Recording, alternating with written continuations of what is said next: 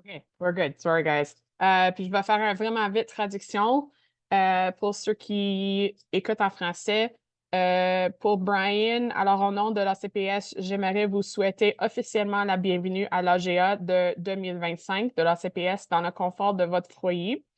Pour ceux qui ne me connaissent pas, je suis Brian Gicenzo et je suis le vice-président de l'ACPS. Puis je vais remplacer aujourd'hui notre président Kenny Vanstone. La réunion se déroulera principalement en anglais. Cependant, les questions et les commentaires peuvent être posés en français. Okay, thank you, Michelle.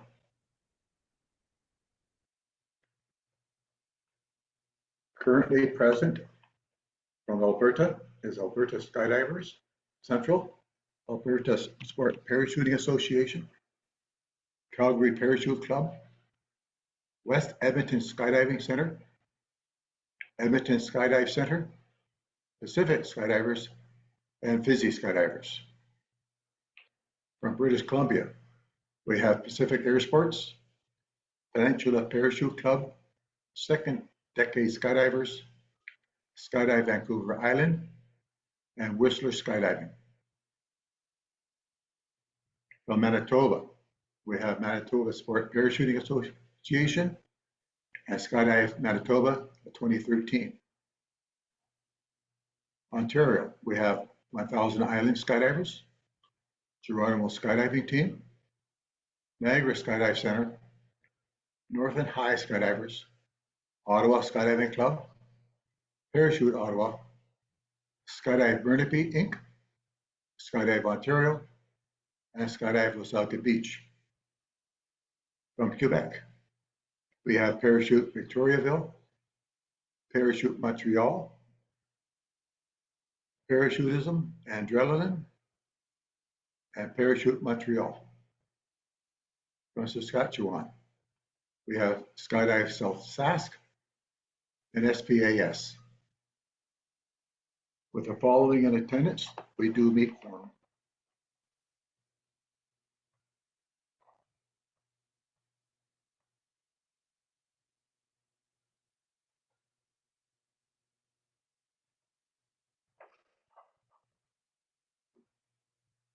The only business as specified in the meeting notice is the changes to the proposed CSPA PIN 3 bylaws.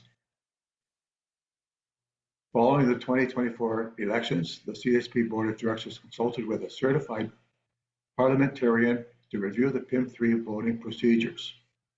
As a result of the review, the Board of Directors would like to propose a fundamental change to PIN 3. Are there any questions to the briefing document that was submitted to your online package via your online package, which explains the reasoning for this change?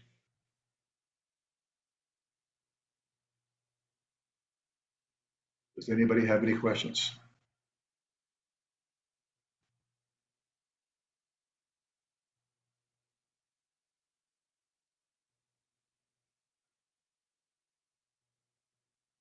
Okay, then what we'll do now, we'll proceed with the motions. The first being is be it resolved that the voting members of the Canadian Sport Parachuting Association, CSPA, at a duly called special general meeting, move to make the proposed changes to the revised bylaws as approved by the board. Do I have a member who would like to move this motion? Please raise your hand.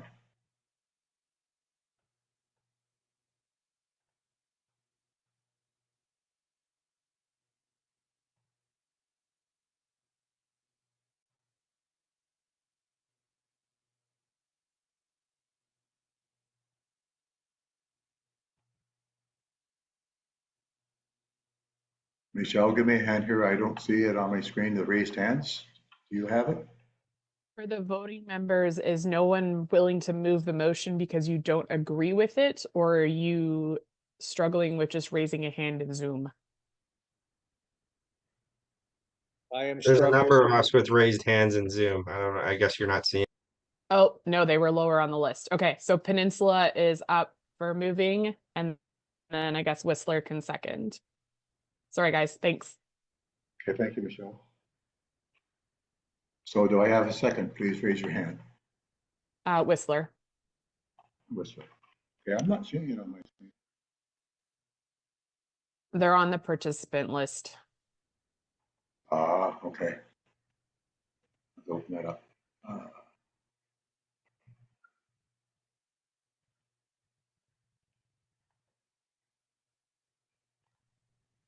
Michelle, do you want to maybe let people know how to actually raise their hand on Zoom? There's lots of people's hands just raised in their videos, but not necessarily in the Zoom.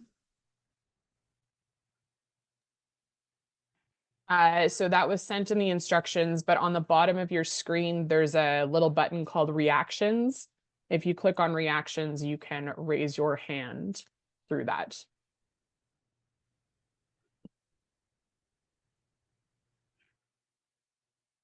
Okay, thanks for that.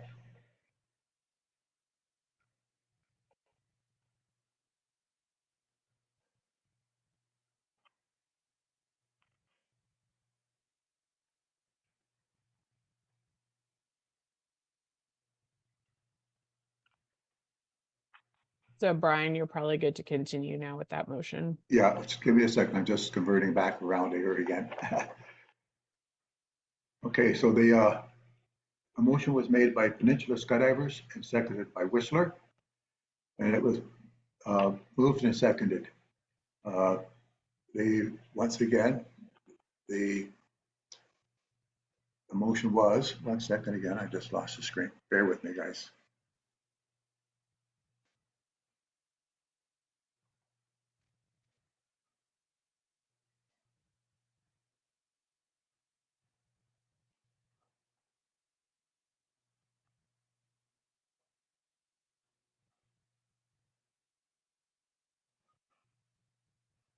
Michelle, what slide number is that I should be on? Number 6. Very good. So once again, the motion was that be it resolved that the voting members of the Canadian Sport Parachuting Association, CSPA, at a duly called special general meeting, move to make the proposed changes to these revised bylaws as approved by the board.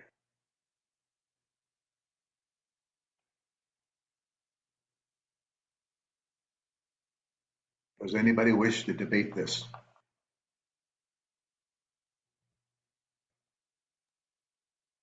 Skydive Manitoba has a hand up. Okay, Skydive Manitoba. Skydive Manitoba's hand up was just because he just figured out how to put his hand up. Very good.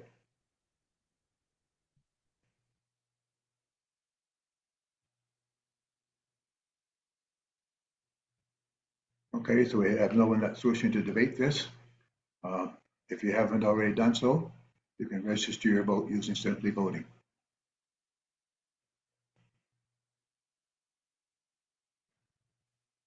The next motion is be it resolved,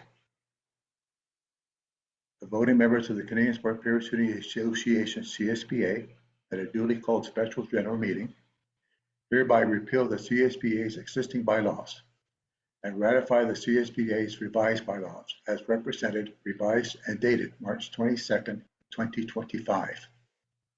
Such repeal and ratification shall not validate any action by the CSPA in pursuant to the provision bylaws. The CSPA's bylaws shall come into force and shall be binding upon the CSPA and its voting members upon the submission and approval of the revised bylaws by the Corporations Canada.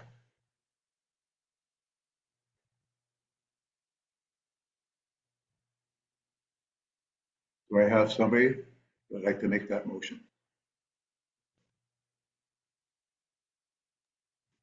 Michelle, once again, I'm going to ask you who's got their hand up. Niagara Skydive will move it, and Yes. Skydive Vancouver Island will second. Sorry, I was putting my hand up because I had a question. Oh, perfect. Can we, I think we should have questions before we vote. So that would be when we call for the debate. So we need to move the motion, second the motion, and then that's when the debate comes in. But then the motion's already been approved, hasn't it? No, it's only been moved and seconded. Oh, okay, good enough then. I will move the first movement, I guess. Great. So moved by Niagara Skydive. And seconded by Skydive Vancouver. So now the question Yes. is, do we have a debate?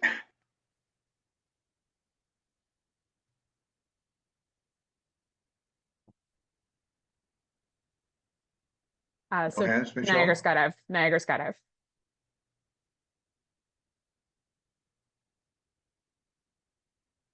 Tim, Sorry, you're I thought- muted if you're trying to talk. I'm sure that these changes are for technical reasons, but could you just give us a brief explanation as to why we're changing this, just so we know? Not that I'm opposed to it, but I'd like to be informed. Brian, do you want to read the description in the notice, or would you like me to? Go ahead, please. Okay, give me 1 second. I have way too many screens operating right now. Exactly.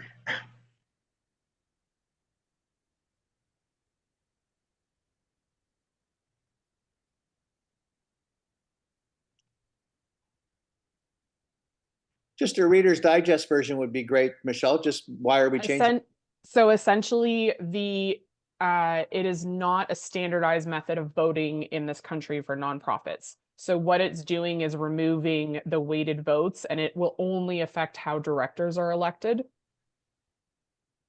But essentially, it's not a standard practice anymore, and it actually can result in an unfair voting results. And I'm just trying to pull up the specific. It was in the packages. I just need to re-pull that up now for myself.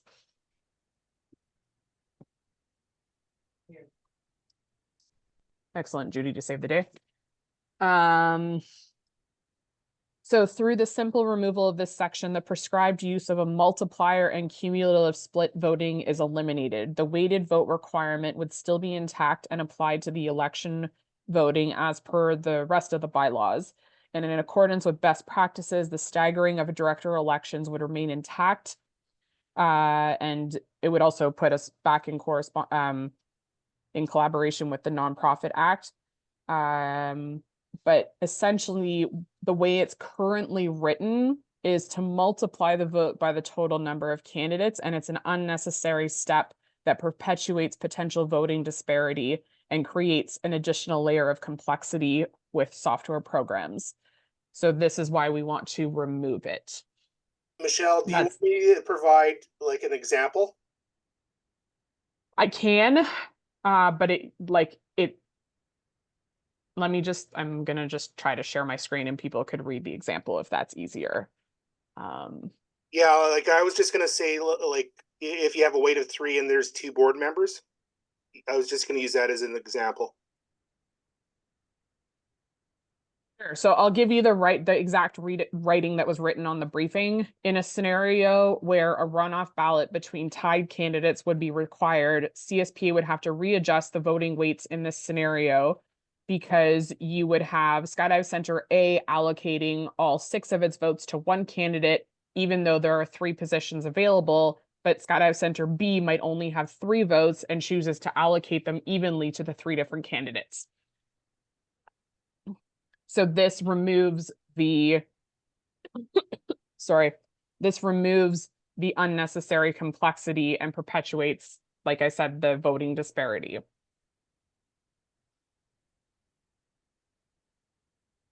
Skydive Vancouver Island, you have your hand up.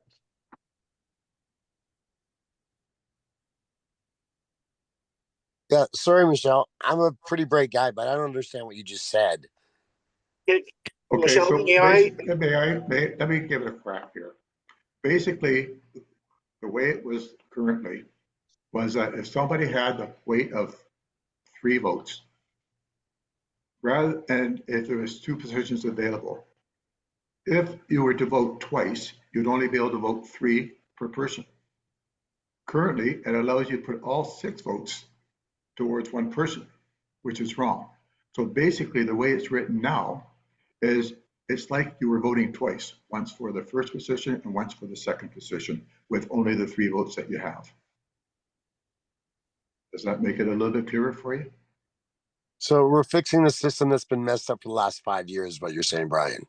Yes, and we tried to fix it a few times, and different people we talked to were not understanding the way we have weighted votes. And so finally it's been corrected. I've been trying for a while now, and it's finally was successful. Okay, so Michelle, why did you describe it as being an unfair voting system then? It just says in the minutes now. I didn't. No. The certified parliamentarian did. Okay, but That- no, but you just said we're moving to an unfair voting system. No, we're moving, if the current one gives disparity, the one that we're proposing does not. Okay, but drop zones with 200 or more or whatever the thing. None of that changes. So we still have 3 votes, 2 votes, or Correct. 1 vote when we're Yes. voting for directors. Yeah. Okay. Okay, thank you. I've attached the briefing notice in the chat if we do want to take 5 minutes for everyone to reread it. I recognize this is not a simple and easy thing, which is why we submitted the exact wording from the certified parliamentarian to try to break it down for everybody.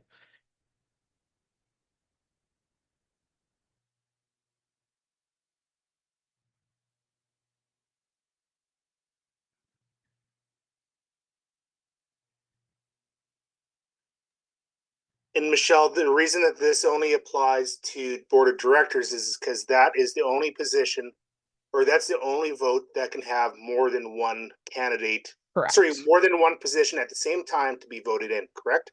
Correct.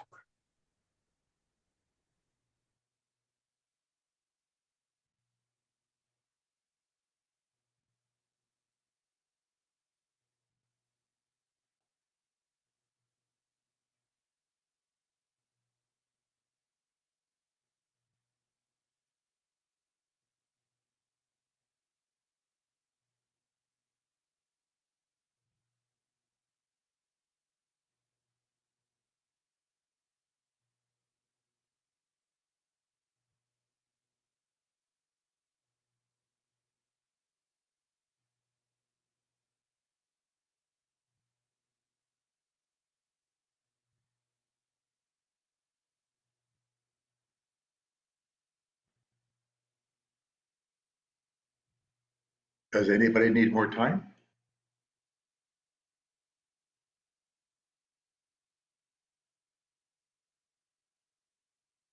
Any hands up? Michelle? Nope. So you're good to proceed with any formal debate and run the motion. Right, so are there any more questions? Anybody want to debate this?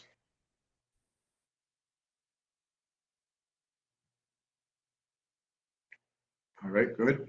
If you haven't already done so, please register your vote using Simply Voting.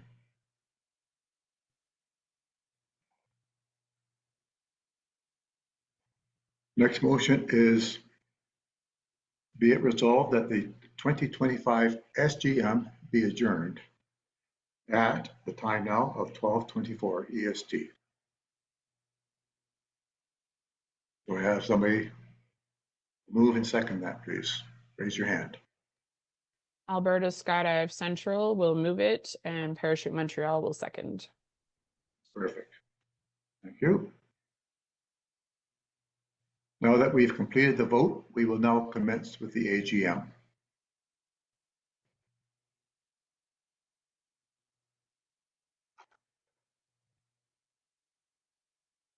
So now the SGM is adjourned. I would like to welcome you again to the 2025 AGM. Regulations state that we need to do another call to order. I would like to begin by acknowledging the land on which we gather. The CSP honors all First Nations, Inuit, and Métis peoples who are valuable both past and present contributions to this land. Further, CSP respects and affirms the inherent and treaty rights of all Indigenous peoples across this land. The AGM is an annual meeting for voting members of CSPA. Voting members consist of the drop zones, provincial sport organizations, and clubs. This year, although we are virtual, we have a number of you present by proxy. That being said, we are always seeking to involve the registered participants of CSPA and encourage your involvement in the association. And so, as chair of the meeting, I would like to officially welcome and recognize the registered participants in attendance and thank you for taking the time to come and learn about CSPA and how the association runs and represents you. I would also like to officially welcome and recognize the observers. Whether you're USPA members or other industry stakeholders that are in attendance, and look forward to you learning more about what CSPA does and how we operate. I would now like to consult with the voting members if they wish to allow registered participants to observe to speak during this meeting. Any objections can be recorded by simply typing "object" in the chat box to the moderator.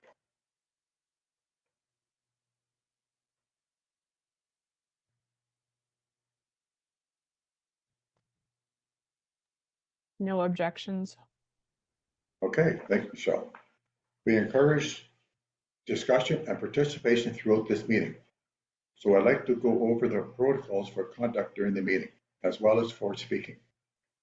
Although this is not our first virtual meeting, we appreciate your patience with any tech or other issues that may occur, though hopefully those will be minimal at most. Please note, our moderator is Michelle, CSPA Executive Director. All microphones will be muted. If you are given to speak, you will receive a prompt to unmute your microphone from the moderator. After you have spoken, please mute your microphone again. If you happen to forget, it will be muted for you. Please raise your hand in the reactions command box if you wish to speak. After your question has been addressed, please lower your hand. Once you've been unmuted by the moderator, begin introducing by name of the member you are speaking for. Questions and comments can also be made in the chat box, which go directly to the moderator, Michelle. As with the SGM, in an effort to streamline the voting process, we have opted to do all voting by electronic ballot. There will be no live voting. You should have received your voting instructions yesterday. There, I will present each motion, ask for a mover and a seconder, allow for a debate, and then you may register your votes electronically. The ballots will be closed at 5 EST. That's 5 p.m. EST. So you may wait until after the AGM to submit your ballot. If you have any problems, Michelle will be available to assist you. Once voting platform closes, Michelle will email out the audited results to the membership. A friendly reminder that personal attacks are not welcome and will not be tolerated. Before we begin, are there any questions on what I have just spoken about?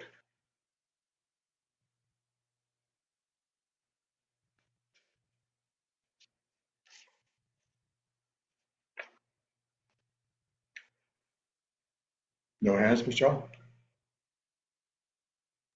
Nope.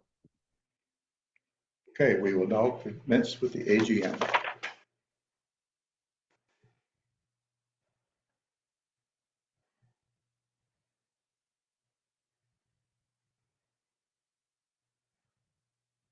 Quorum required for ordinary resolutions has been met.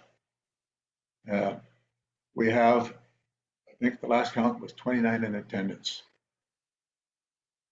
Please note that the votes will not be tallied live. The final results of the election will be sent to all voting members, as mentioned, at 5 p.m. EST today.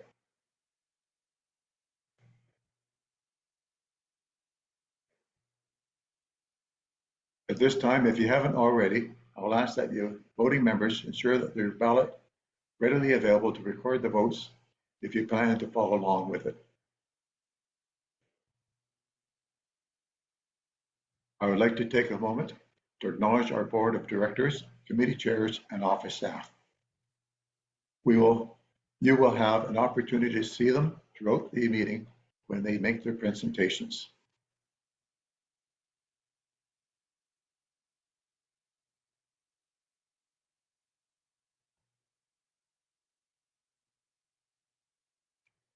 The next order of business is the approval of the agenda. This motion is Be it resolved that the agenda be accepted as presented. Do I have a mover and a seconder?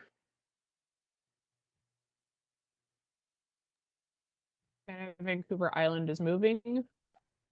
And we can do Parachute Victoriaville as a seconder. Thank you.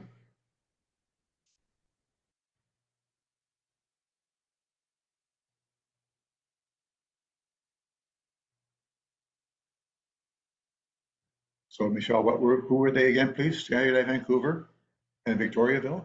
Yeah. Okay. I've moved and seconded the resolution that it be resolved that the agenda be accepted as presented.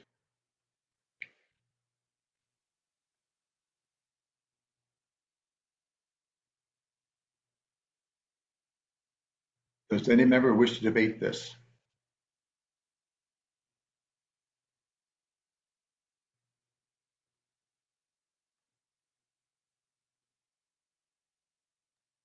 Assume there's no debates unless I tell you there's a hand up. All right, perfect. If you haven't already done so, please register your vote.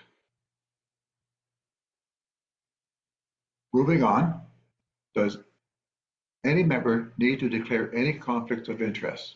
If so, please let us know in the chat to the moderator.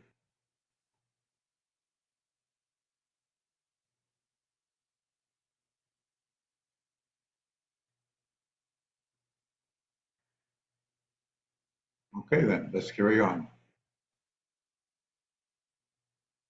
The next order of business is the adoption of the minutes of the 2024 AGM. Be it resolved that the membership adopt the last minutes of the AGM 2024 held virtually on March 23rd of 2024. Do I have a motion and a seconder, please? Mover and seconder. Parachute Montreal. And Victoriaville. Nope, sorry. And that's Whistler Skydive. Michelle, please confirm. Yes, Whistler is the second one, so they can second. Very good. So moved by Parachute Montreal, seconded by Whistler, that it be resolved that the membership adopt the last minutes of the 2024 AGM held virtually on March 23rd, 2024. Does anybody wish to debate this? Whistler Skydive has their hand up.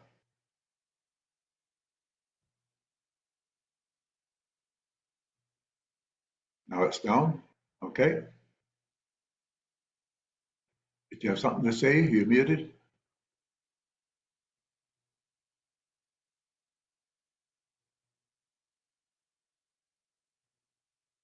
No? Okay. If you haven't already done so, please register your vote using Simply Voting. The next item in the agenda is to review all items tasked from the 2024 AGM. There were no items tasked from the 2024 AGM.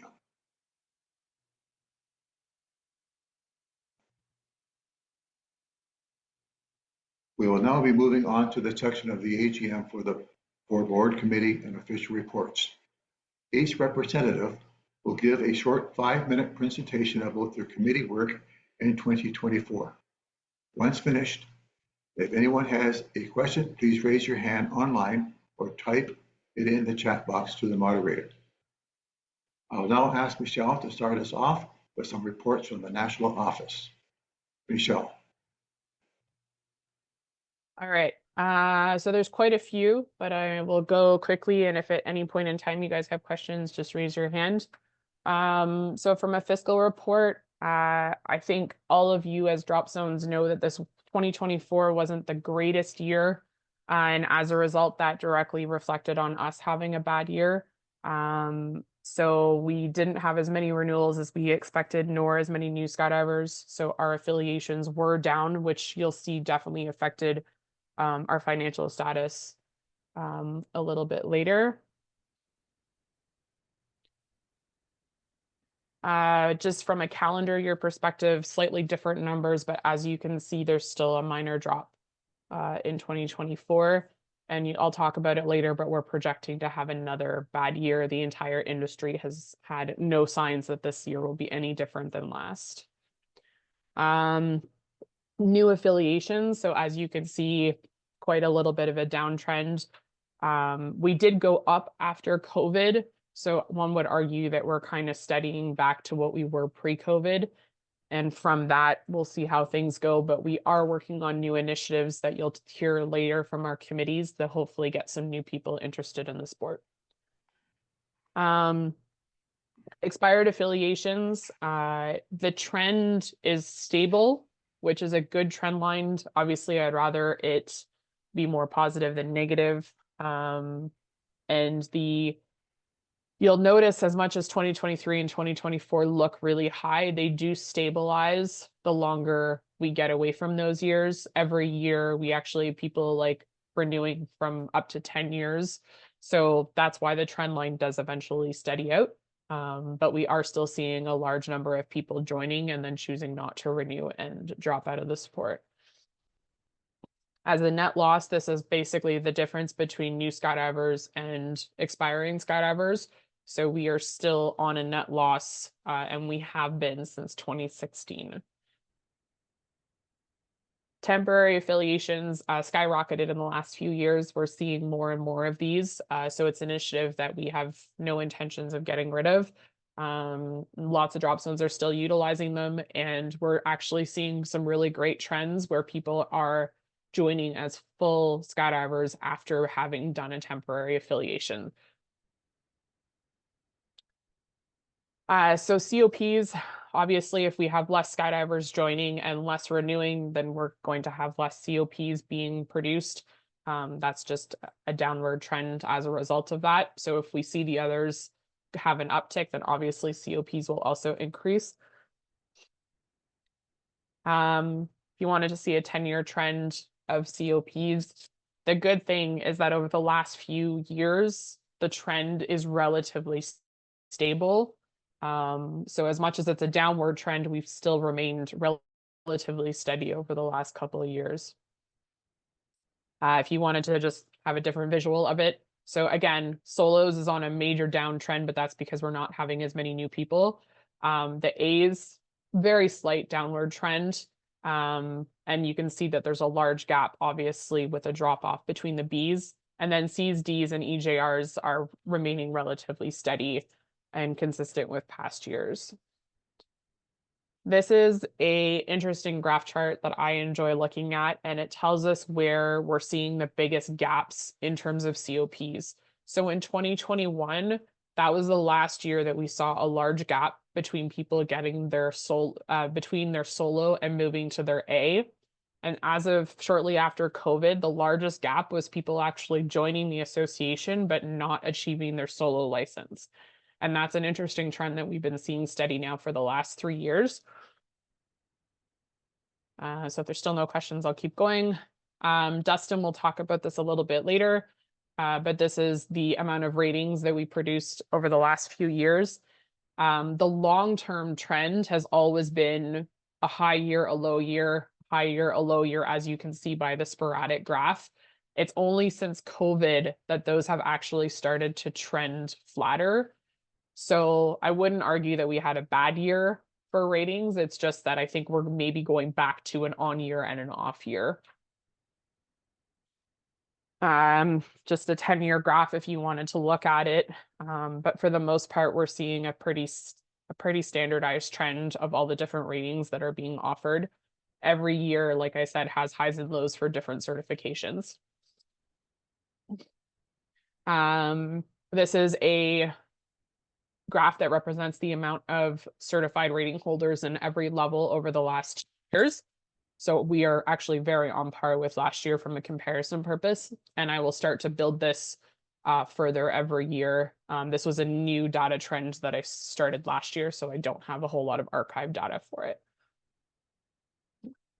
This is a new one I haven't presented yet before. So what this is retention. So as much as I said we are losing out on new skydivers, we're seeing pretty average and if not better retention rates among our experienced jumpers. So each color line represents the amount of anniversary awards that we've been issued to people. So the red line trend is people who have been with the association for 10 years, orange 15, yellow 20, green 25, and turquoise 30. So as you can see, these are all staying pretty stable. So the good thing is our long-term retention seems to be pretty strong. So where we need to focus our gaps on is still those introductory years. And this is the 35 through to 65 year. And eventually we're probably going to have to start getting some 70-year anniversaries. Insurance claims, we haven't paid out in a few years. We do have one insurance claim that is in process, so I don't have an amount yet. But we had a skydiver land and hit the side of a hangar, so that damage bill will be there. But I always present this for people to see a history of what type of insurance claims we've paid. And as you can see, since 2017, we've paid them all internal, which means that we don't claim the money on the actual insurance policy. We pay it out of our operating fund. And so we have a very good claims history with the actual insurer. And as a result, you'll see in our financials that that's giving us a very good reflection on our insurance rates. The defense fund, same idea. This is a history of all of the defense fund payments we've paid out to the drop zones since 2015. We only had one claim last year, and it paid out the maximum $15,000, and it was for a drop zone that was struggling with airport access and their rental fees on the airport property. So we assisted with them through the defense fund. Allison, I'm going to bring Allison up from the Technical and Safety Committee to talk about the analysis of AIM reports through 2024. Hello, thank you, Michelle. And yeah, so my name is Allison Cooney. I am the CSPA Safety Management System Analyst, designated to look at AIM reporting, trending, all of that fun stuff. I'm going to give you guys a very brief coverage of the 2024 AIM reports and some of our findings, but I definitely encourage everyone to go to the full report on the CSPA website under the safety column, and it'll say safety management system. And also just to educate everyone as well, last year we started a new process where we actually update the redacted AIM reports and findings and recommendations monthly. So if you're not utilizing that resource, definitely go to there. So looking at our overall, we saw 101 AIM AIM reports that were submitted. This was an increase over the previous year, which I think was 79. Experienced jumpers, or the experience category, saw the largest increase of 27%, while students and tandems saw both increases of around 20%. We have an aircraft. So on this chart, we don't have the aircraft or fatality on here, but we did have 2 aircraft incidences, but one in particular was the out of country. It was Canadian RPs were involved in a 208 Grand Caravan crash out of country, resulting in a range of non-life-threatening injuries to 5 of those individuals. And so that report was submitted for that and analyzed. We did also have 1 fatality in Canada in 2024, and the primary cause was head trauma as a result of impact to the ground at high speeds during a high performance landing. Some of the trends that we definitely saw overall is the malfunctions. We saw a greatest increase, which was about 65% in those reported. And just as kind of a note is our incidences are increasing over the 3-year trend of about 38%. And again, there's way more detail in the full analysis, including data on average ages and those kind of things. Of important note kind of across all of them, and I know Michelle's on the tandem one, but just over all of the categories, within the deployment issues, it accounted for 33%. And there was analyzed data of root causes that were related to packing, and it resulted in hard openings, bag locks, line twists, and or no main canopy deployment.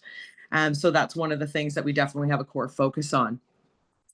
Now on to tandems. So as you guys know, CSPA does not regulate tandems. However, we have a great partnership with the core manufacturers of this. And in fact, UPT just recently brought on Neil Wilcox, and myself and Michelle, and I know Bill from Technical and Safety Committee have already jumped on that relationship. So we get a lot of our information from there. But nothing new in the tandem area, specifically landing occurrences account for 50%. Most of this is reports of customers not lifting their legs.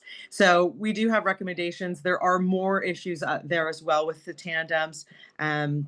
Definitely on the malfunction side and emergency procedures and those kind of things. So I encourage everyone to look at that. Just a kind of an interest here with accidents pertaining to tandems that we saw. The average age of the tandem student was about 50. And the average number of total jumps for the tandem instructor was 4,184.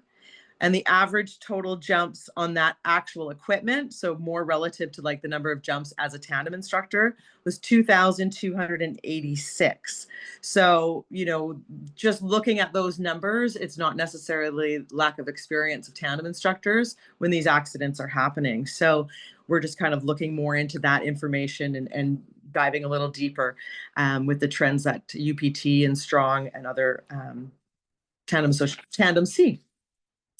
So students, lots of information here about students. We do look at landing occurrences. I did account for 72%. Most of these were related to a reported of flaring technique. We also had 38% of these related to lack of response to the GCIs. We saw 3 canopy malfunctions with students, and of these 3, only 1 actually performed their EPs. So this is something that we're looking a little bit into. For the other 2, 1 individual lost altitude awareness, which resulted in an AAD fire, where they should have performed EPs. And in the third instance, the student actually landed the parachute, but it had closed end cells and that they couldn't correct. The only feedback they had was the fact that it was difficult to steer, so they did choose to continue to land it. One of the things that I want to note in this area is that with the student accidents, 90% of the injuries were sustained during landing, and this is just looking at the accidents of students. And of that, 63% of that reported it was due to an ineffective flare, be it too high or too low. More importantly in that, of this information that we have, and we kind of crunch down in deeper, is that 87.5% reported no attempt at a PLF. And of that, 50% of those reported that the student's leg position or readiness for landing was incorrect. So these are some of the things that we look at and want to, of course, address. So some of those recommendations, again, very short list on here. I encourage everyone to look to the full report, but instructors and students should review and practice flare technique on the ground prior, of course. GCIs, we're encouraging everyone to look for accurate coaching and currency reviewing. If you're a GCI, whether it's referring to the manual or reaching out to more experienced GCIs or other people, and always regular review of emergency procedures. Allison, you have one question for the tandem data. Okay. Are outliers being removed from the data? For example, if the average jump numbers for the tandem instructor are 4,500, but one of the instructors has 9,000, but the average lies closer to 3,000, that could skew the data. Yeah, so I look at that when I look at greater years. I do take out outliers. For the year specifically, I kind of include everything. I did, however, break that number down further. I just am not responding to it. It is in the full report. Sorry, I'm not on my slide anymore. So yeah, definitely to that question. Yeah, one person can have an incident and they've got 20,000 tandems under their belt. So it definitely skews it. So I do take that into consideration. When I'm reporting it for the year, though, I do just look at the average. The other things I do look at is like the median or the middle and those kind of things as well. But yeah, it does, that can impact the data for sure. There's greater breakdowns that you can find in the full report. Does that help to answer that question? Yep. I'll take that as yes. Awesome.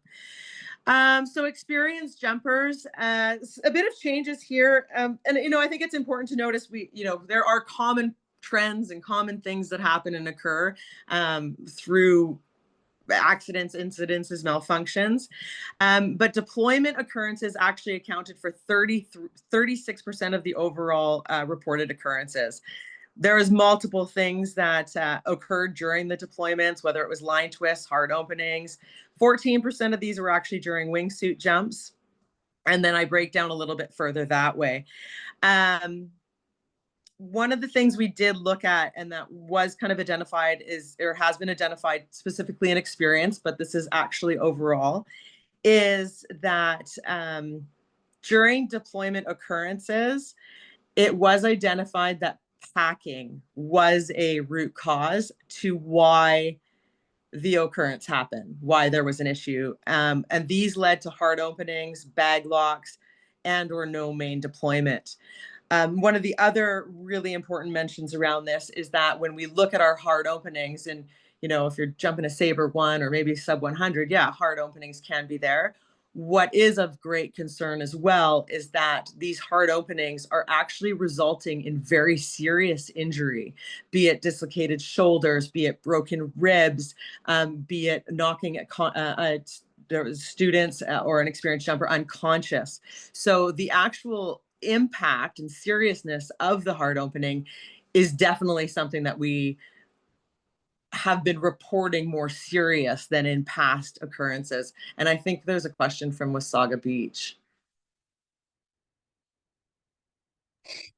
Yeah, not so much a question as we just were having this discussion with my rigger yesterday, and one of the recommendations that he was begging me to float out was to have the main packing endorsement only certified by riggers. And I know there's some complexity, obviously, and obviously we're kind of limiting our resources, but it was a very strong point that he made and that we see over here, because I mean, all our packing is done by a rigger, so our numbers are super low. Mm-hmm. And it was just, as I said, something that I just saw the window to float out there. Yeah, and that is an excellent thing to bring forward. Certainly, I know that between Bill and the Technical Safety Committee, myself, CWC, there's lots of people that are looking at this. And I want it to be really clear as well. This is not a Canada-only problem. I do have conversations with Ron Bell, who looks at data in the US. I was privileged to be at the PIA talking to other things. So, if anyone is, oh, well, how many occurrences is it really if it's only X amount? This is actually a growing problem. And the thing, too, that we looked further into is the fact that only 3 of these were actually packed by the individual jumping the rig. So that's also something to really look into. So it is definitely on our agenda. And so that's great, something to put onto the table to consider. Awesome. Yeah, it's just, I mean, every working jumper knows we get so busy that packing becomes something we don't do. Yeah. And it really, there's a lot of trust that goes into that end of the game. That's for sure. Absolutely. And again, there's a lot more deeper dive into all of this, especially on my end. I looked at canopy type. I looked at sub 100. There is no specific gear size canopy. So this isn't a manufacturing issue. This isn't a line issue, so we're looking specifically at, and again, the red flag of it being identified as a packing error. We know that hard openings can occur because of body position and multiple other things, but so it's definitely something that we're looking at. The other kind of mentionable thing here that I want to talk about is landing occurrences for the experience category, the average jump number. And to the previous question, I did take out the high and the extremely low in this to get it more accurate. But the average jump number was 831. And so of that, so that was the average jump number when somebody was having an issue with landing. So something to kind of, 831, that's kind of an interesting area. And novices, so anyone sub 100 jumps, they accounted for 34% of all the experienced occurrences that happened in there, where our 101 to 499 accounted for 24.5%. One quick thing, and then I'll kind of conclude this, but something to really mention here as well that stands out is there was some incidences surrounding the horny gorilla jump. One resulted in an aggressive back to earth high speed spin where the jumper made a deployment like just prior to AAD fire. This was an experienced jumper. And in one other occurrence, there was a premature deployment. And my understanding of it is that the rig was not free fly friendly. And I think this is just around education to just be really mindful of the different kind of fun exits we have. So it was just something that, specific to that style of jump hasn't been mentioned. As some of you guys know from 2023's data, movement, specifically angle flying, was of great concern. With mid-air collisions, there was another mid-air collision between two angle flyers this season as well. One resulting in one of them with non-life-threatening injuries, but serious enough. Somebody had a hand up, but I think it went back down. So just to conclude, effective AIM reporting is crucial in skydiving for several reasons, as it directly impacts safety, operational efficiency, and the overall development of our sport. I cannot stress to everybody enough to encourage AIM reporting. No matter how insignificant you may feel the incident or occurrence was, maybe no one was hurt, maybe it was a malfunction and they landed safely back at the drop zone. The data is what shapes and changes our sport, and it allows us to improve our training. The data is anonymous, it's redacted. This is not punitive. I think we really need to step away from that culture of shame when we talk about AIM reporting. That is my call to action to everyone, especially as drop zone owners. We lead the charge in this. There's no penalties behind this. We are simply looking for trends. We're trying to make sure that we stay ahead of it. Our manufacturers of our equipment have done an amazing job because they collect data. When you look at the International Skydiving Committee, 88% of fatalities right now are due to human error. And the only way we're going to start to address that human error is by looking at our data, especially of that risky behavior, those incidences before their accidents, before their fatalities. So I'm strongly encouraging everyone, please put AIM reporting first and foremost. But we did listen, and we understand that the form sucked. There was a lot of information on that people didn't even know what they were trying to fill out. And so based on the stakeholders' feedback, myself and Bill Petney and Michelle, definitely a big hand in that, we have new AIM reporting structure for 2025 season. We are hoping to bring this out within the next hopeful couple months for sure. Right now, the existing form is there. Please use it until the new ones are out. What we have done is we've broken it down into 4 reports. So essentially, if it's a tandem occurrence, you are going to fill out the tandem AIM report. It only asks the questions pertinent that we need to know about tandems and that kind of information. There is a form for student. There is a form for experienced. And we have included a 4th form this year, and it's called equipment irregularities. And this is so we can start tracking those weird equipment things. So if you're packing a parachute, you see that you know, the lines are excessively worn, or you're doing a gear check, you see that someone's 3-ring is not laying correctly. Take the 2 minutes it's going to take to fill out the AIM report around this equipment irregularity, because again, the trending of this data can save lives. It can also help us educate better, which might actually help us find out, you know, packing errors, anything like that. So be on the lookout for that information, and a lot of details are going to be coming out from there. That is all I have. I don't know if anyone has any questions. I have a question from Skydive Vancouver Island, Gord. Hello, thank you. So I know that you're just at the PIA and we're interacting with some of the other nerds like yourself, like to analyze the data and compare information or whatever.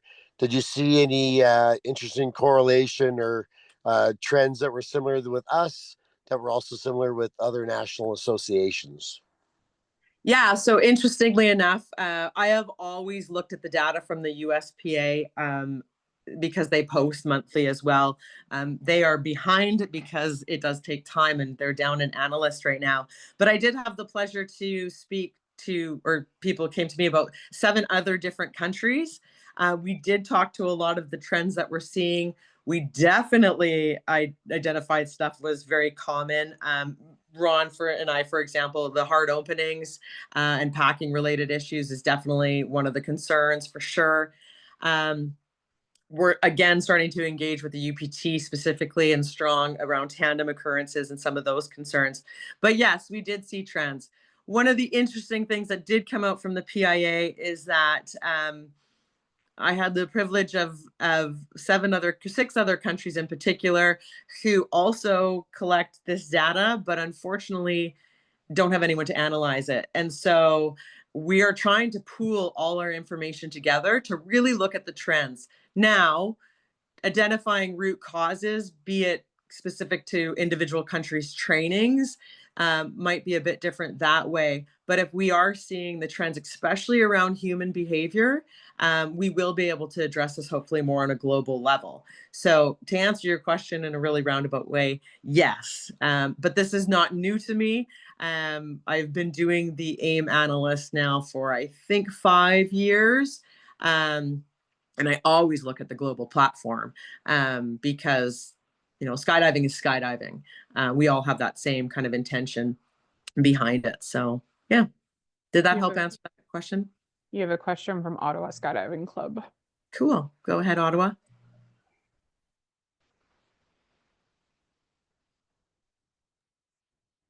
Neil, you'll need to unmute your microphone.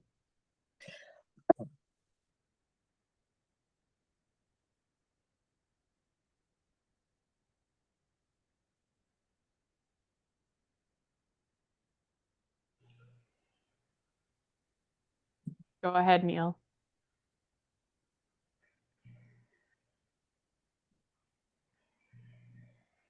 We can't hear you. Do you want to type your question into the chat and I can read it for you?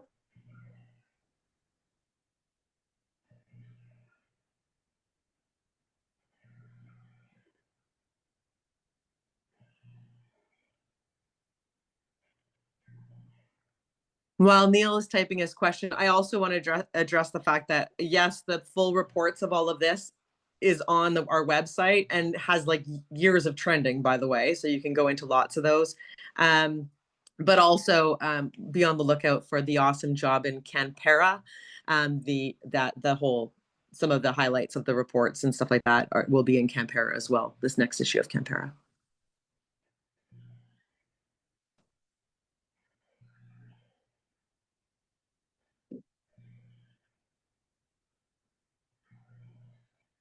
Okay, so the question from Ottawa Skydiving Club, is there a correlation between self-packing and packing being done for you? Great question. I actually haven't pulled into correlation yet on the two. I did absolutely was interested in the fact that majority of these were packed by somebody else, not the actual owner. So Neil, that's a great question and something that I will be diving into. Specifically, I'd like to dive into that information when I look at not just Canada's data, but the US's data as well, and possibly other countries, because I think that that's a really good question that I would love to have answered as well. And I think it's important to note too that there's been action. I don't know if anyone has seen, hopefully you have, but you know, main canopy inspections, those kind of things. The Technical and Safety Committee has put out some amazing videos and stuff around this. So we are addressing it. But yeah, Neil, that's a great question, and hopefully one that I can look at to find out. All right, thank you. We're going to move forward because we are a little behind now. Sorry. That's okay. So just a few more updates from the office. As Allison just mentioned, we do have a new website page. So if you go to our website under safety, it's safety and educational resources. We've now created 3 separate links, one for skydivers, one for drop zones, and one for riggers. On that, you'll find miscellaneous documents that don't really fit anywhere else. So we're kind of compiling everything here. And as they're developed, that's where they're going to get published. Also on those links are links to our YouTube page, and these are the new videos that we just released, and we have a few more coming out. There's also a whole lot of other videos on our YouTube page, if you didn't know that, and I'm going to be working on linking them into other pages on our website to have them more accessible. Just a highlight of World Skydiving Day from last year, Canada was about 3,800 of the skydives done out of the world total of just over 30,000. And we had almost every drop zone in Canada report some skydives, and we got amazing photos, amazing videos, and all the feedback we heard was that it was a really awesome day. So we're doing it again. Save the date for July 12th, 2025. And I will send you guys all marketing materials. If any of you want to do a demonstration jump or an exhibition jump, with the giant 96 square foot flags that we have, please send me an email.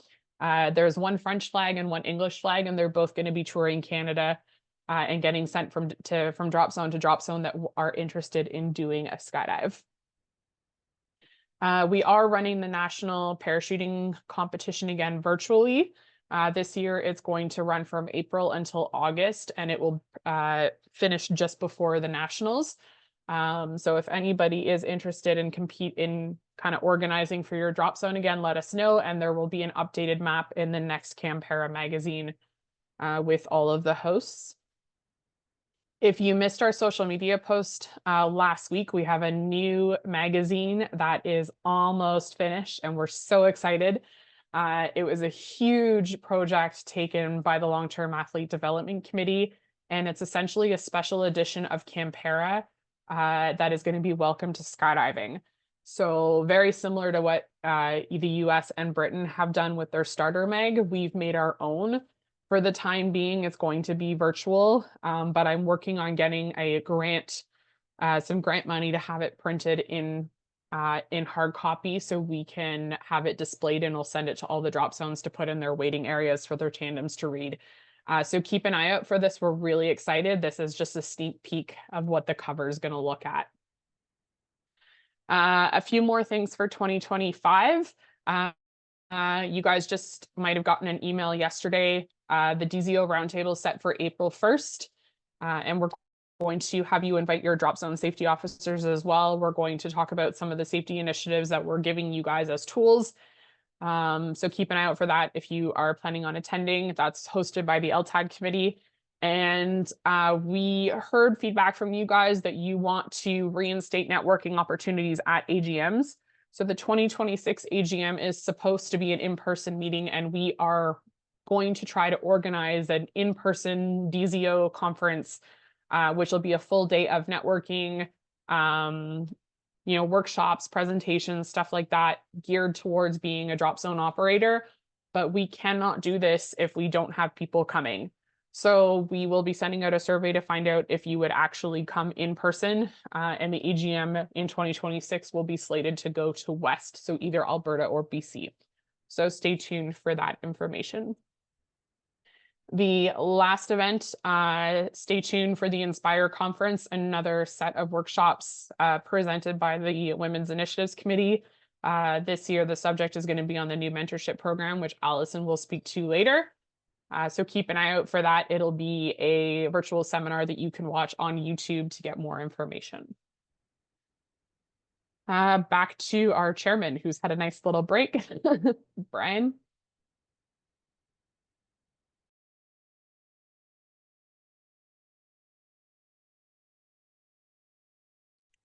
I think there's a question from Tim, Niagara Skydive.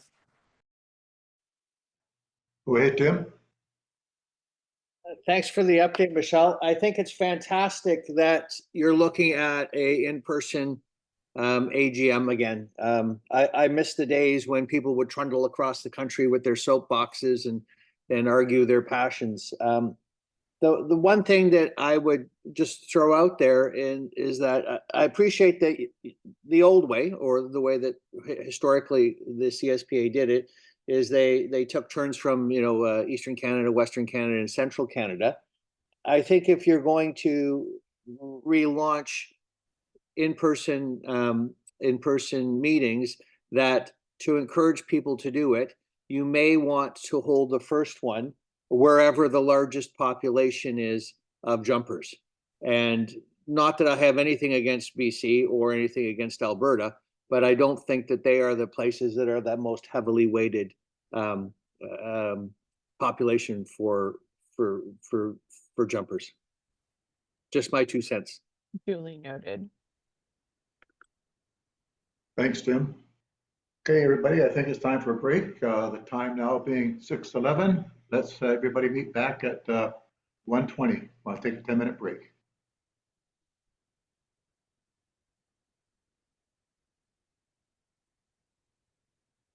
Was I heard, Michelle?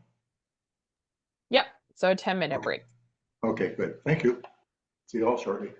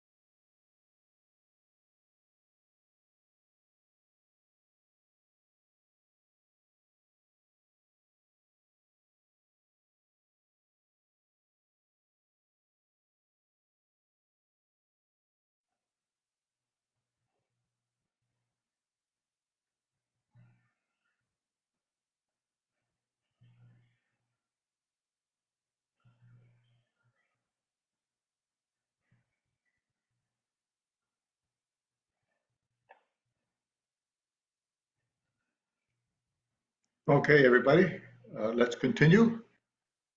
Next up is the committee reports. I'll ask Michelle to start us off. All right, so for the Aero Club of Canada, just a really small update. We pay our membership fees based on a sliding scale. So the bigger the organization, obviously the more money you pay. So we've kept the same sliding scale, and Aero Club has just been doing a solid 15% reduction on membership fees for all of their organizations. And this year we paid slightly less, and that's only because our membership dropped. And we have a new president. It's Jonathan from Ballooning, and I'm still working with him on a bunch of working groups. And we're working really hard to have more collaboration between the other aviation organizations. And that's pretty much it for Aero Club. Okay, thanks, Michelle. Let's go over to Annalie for Campera. Anna. Hello. I'll keep this short and sweet. So we did 5 issues again last year. All articles were submitted organically by Campera readers, which was great. We had an abundance of photos to use, always such a good thing. And I feel like people are leaning more into the high resolution photos, which came out with like some really nice produced magazines this year, which I was really stoked to see. We still have the awesome translation team who are doing phenomenal work behind the scenes. Digitizing the archives is still ongoing. I believe if anyone has any questions about that, Michelle will have more answers. Unfortunately, Ned retired from advertising this year. She made it official, so she is no longer with the Campera team, and I have taken over temporarily in her absence. And yeah, so what we have planned for 2025, we're going to be continuing the existing digital format. Our August-September issue was the last paper issue. So digital always moving forward with that direction, but we're hoping to explore new options for new platforms in the near future. And I believe that's it. Okay, thank you. Let's move on. Rena Gallo from the ISC delegate. Hello, and I'll get right into it because I'll be trying to be quick as possible. Things that would affect us are sanction fees for 2025 have gone down. There are 105 Swiss francs, which is basically the equivalent of about 170 Canadian dollars. There's been an ongoing over the years disputes over money that was accumulated into the ISC accounts that was spent by FAI, and we've been trying to claw it back. In the last year, the FAI has developed a policy which enables the commissions to access and spend their special reserves for long-term projects only. So throughout the year, committee chairs were asked to make funding requests, and these requests totaled 64,000 Swiss francs. My report itemizes all of those that have been asked for, and they've been approved. A little bit on indoor skydiving, just because this is something of note. Handyfly, which is the handicapped section of indoor skydiving, has changed its name to indoor paraskydiving as per the FAI request. The rules are being approved. It's being added as a discipline to Section 5, and is, as of now, it's become the next discipline in the skydiving fold internationally. And it's a historic moment for FAI because this is the first event that FAI that caters specifically to people with special needs, not just handicap, also mentally challenged, any kind of handicap. They're included in this sport. World Games, as you know, World Games is a big deal for us. It's important to be included there because it's a big showcase for our sport. Because China wanted to go green this year, we were kind of ousted, and it's hard to get back in once you're out of the games. But in 2029, Germany will be hosting the World Games, and their federation and Aero Club are looking to partner with the FAI to bring back skydiving into the World Games. So there's a big push on to get back in. And so to that end, the FAI has already committed to providing up to 15,000 Swiss francs per year to the project. And the German Federation is also asking ISC to pony up as much as they can as well. In other quick facts, the World Cup Mondial category was created. Mondials have traditionally been reserved for World Championships years. However, the political climate in Brazil today is conducive to holding a Mondial-style skydiving event. So the ISC has included the ability to hold a World Cup Mondial so that Brazil can bid on it. They plan to include all disciplines, possibly spread over 2 drop zones, one by the ocean and one by a river. TNSC, the plenary this year decided to accept the protocol that I spoke about, the medical protocol that I spoke about last year. However, due to various laws in different countries, it was agreed that although the ISC would abide by the new protocol, the wording in section 5 would be, and you can find this in my report. It's into section 5 now. There's usual rule changes that will be affecting the Canadian rules that will be taken care of as we update the rules for this year.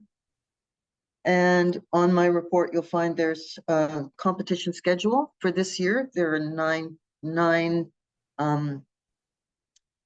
first category events this year, and they cover everything except for canopy formation, which only runs every 2 years. Just so you know what I'm up to, myself and Vera Asquith, she's the alternate delegate. I resigned as a member of the CF committee this year so that I could move on to rules and regulations. I also continue with the judges committee. The rules and regulations committee oversees section 5 internal regulations, first category event application document, and the FAI controller handbook and the jury handbook. So there's a lot of rules. I'm still on the judges committee. Vera stepped down from the wingsuit committee, but she's still on the media working group, and she has taken on also onto the rules and regulations committee. So together with myself, Buzz Bennett, and Vera, that makes 3 Canadians on that very powerful committee. And I would like to thank CSPA for its continued support for myself and Vera to attend the plenary so that our work can continue. Your recognition of our efforts is greatly appreciated. Our continued involvement at the ISC level ensures that Canada will continue to be recognized as a vital contributor to international skydiving and will help shape and move Canadian skydiving forward into the future. Thank you. Okay, thank you, Rena. We'll move on now to Jake Mason for the GRC. Hi, everybody. Yeah, so the GRC this year, we've had actually a pretty busy year. Nothing kind of, the big project this year has been dealing with NAV Canada in regards to airspace. At the start of the year last year, it had been brought to the CSPA's attention and to the GRC, then got involved with a member drop zone who's having a lot of difficulty navigating an agreement with NAV Canada at their airport of operation. And then this led us down the path of further discussions with NAV Canada about how we can get involved in a national template for all drop zone operators to for not only operators, but as well as NAV Canada to use across the country. There had been a major disconnect between the different flight service areas about what they felt the understanding was needed or what they felt was needed in these agreements. And it varied very heavily from one center to another. So we actually were able to work with NAV Canada headquarters. We had a number of virtual and in-person meetings with them here in Ottawa with the true authorities for the airspace. So now there is a new national template coming out. It is in the final stages with NAV Canada right now with their legal department. Just going through the final approval process. That will be the standardized template when a parachute operator wants to work or wants to set up an agreement with NAV Canada. The main efforts were put in by myself, Michelle, and Jocelyn for making sure that the language in these agreements was not restrictive in any way, and fostered NAV Canada to come back with a little bit more of a reason why procedures and any restrictions or procedures they wanted to put in place weren't going to be mandatory, but were going to be more on a conversation and operational basis with each individual operator. At the end of all this, after the template and after the agreement was all done, we were able to work with NAV Canada as well, and we actually presented to at their national standards conference in Ottawa to about 100 of their senior operational level managers, and giving them a very good understanding of what a parachute operator actually requires and how parachute operations work. There was a huge gap in knowledge from NAV Canada from what they thought a parachute operation was and how it needed to operate to the way they actually operate and what their requirements are within that airspace. We are going to plan on hosting a kind of Q&A session with operators and members if they want to join in and ask anything regarding that template. We just haven't scheduled it yet because we are waiting for NAV Canada to give us the timeline of when we are able to kind of officially discuss and or have the agreement kind of publicized. And they haven't given us a timeline yet. We're hoping prior to the start of the season, which was the goal for this entire project, was to make sure that anybody who didn't have an agreement in place now had the new template moving forward in the coming months.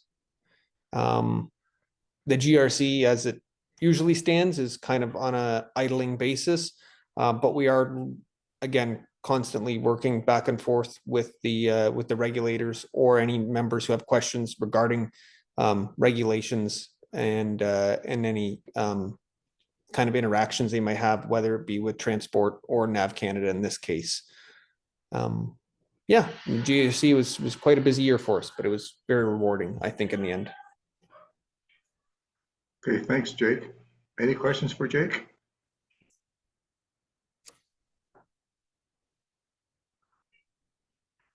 Okay, let's go back to Allison for LTAD. All right. Hello, my name is Allison. As you guys met me earlier, I'm the chair for LTAD. And one of the important things is I still don't think many of us know what the LTAD committee is all about and what we do. So yeah, thanks, Michelle. So the LTAD framework offers vital benefits to the skydiving community, including improved participant retention and a clear structured pathway for growth at all levels. It empowers athletes to reach their full potential while providing coaches with effective progression programs across competitive and recreational disciplines. Additionally, LTAD supports clubs, committees, and operators by outlining roles and responsibilities, fostering collaboration, and ensuring everyone contributes to the sport's success. By uniting competitors, recreational jumpers, coaches, officials, drop zone operators, and supporters under a shared vision, LTAD drives individual and collective growth, elevating the sport to new heights. You can go to the next slide there, Michelle. By embracing the LTAD framework, the skydiving community can foster significant improvements by prioritizing structured plans and meaningful actions that enrich our relationships and building lasting trust. LTAD encourages us to work collaboratively toward a unified vision, ensuring that everyone feels valued and supported. By creating initiatives that align with our shared goals, we can promote open communication and mutual understanding, reinforcing the importance of listening to diverse perspectives. This collaborative effort requires a willingness to actively engage with one another, adapt to feedback, and take decisive action for the betterment of the entire community. Through this commitment, we can achieve harmony, strengthen connections, and unlock the full potential of skydiving in Canada, creating an inclusive and thriving environment for all. Next slide, perfect. So the LTAD committee could not be what it is without the passion and commitment from our existing members, myself as chair, Richard Bisson, Melanie Grenou, Shannon Mason, and Wade Thorson.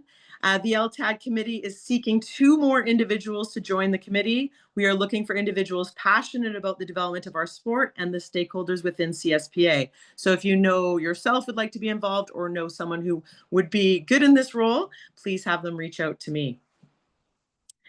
In 2024, the LTAD committee successfully managed its budget, finishing the year $5,300 under the forecasted amount.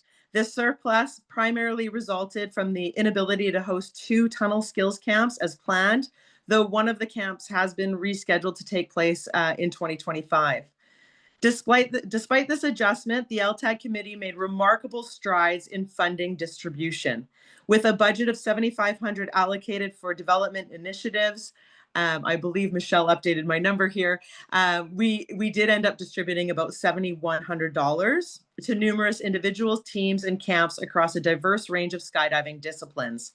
This distribution marks a significant milestone as the largest allocation of LTAD funding to date, underscoring the effectiveness of recent changes to funding processes and the committee's dedicated efforts to educate the community about available funding opportunities. These achievements reflect LTAD's ongoing commitment to fostering growth and providing meaningful support to the Canadian skydiving community. Next slide.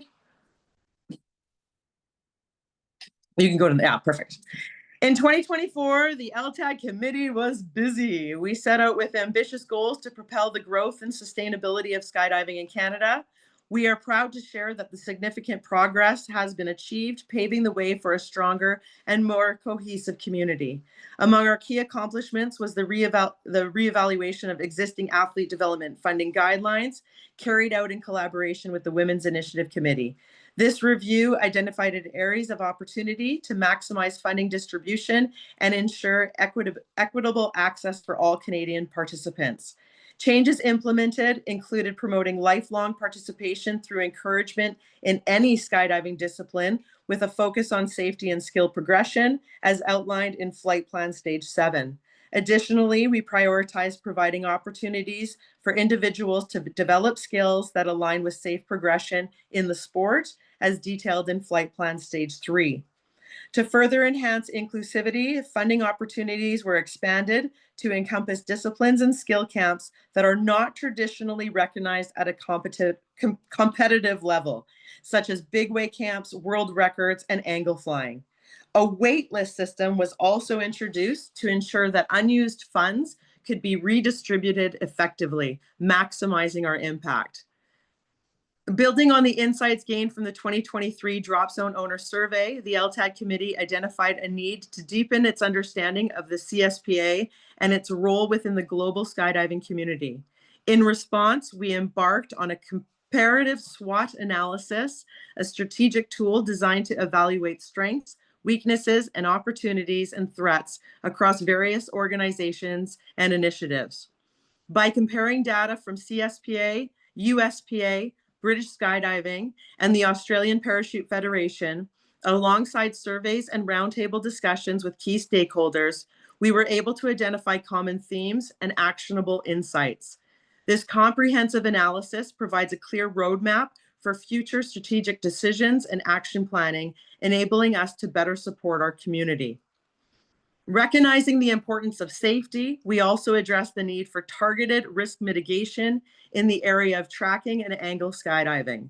To this end, the LTAD committee collaborated with discipline experts to develop the CSPA Movement, Track and Angle, Ground Briefing, and Skill Progression Reference Guide. This educational resource is designed to equip drop zone owners and safety officers with the tools needed to implement and assess guidelines specific to movement flying. It also serves as a valuable resource for coaches and skydivers alike, fostering a culture of safety and informed decision-making. This guide is now available on the CSPA website under the educational resources for widespread use and adoption. In November of 2024, we hosted a member, so the DZOs and schools roundtable discussion to encourage collaboration and gather valuable feedback.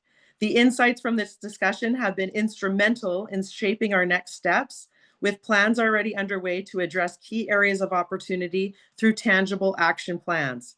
A summary of this discussion was shared with all DZOs in December of 2024, ensuring transparency and continued engagement. To further enhance our initiatives, we also conducted a survey of CSPA coaches and instructors in late 2024, receiving valuable input from the community.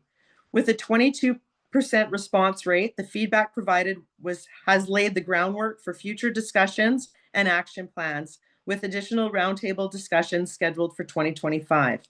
A summary of the findings was shared with all participants in early 2025, demonstrating our commitment to collaboration and inclusivity.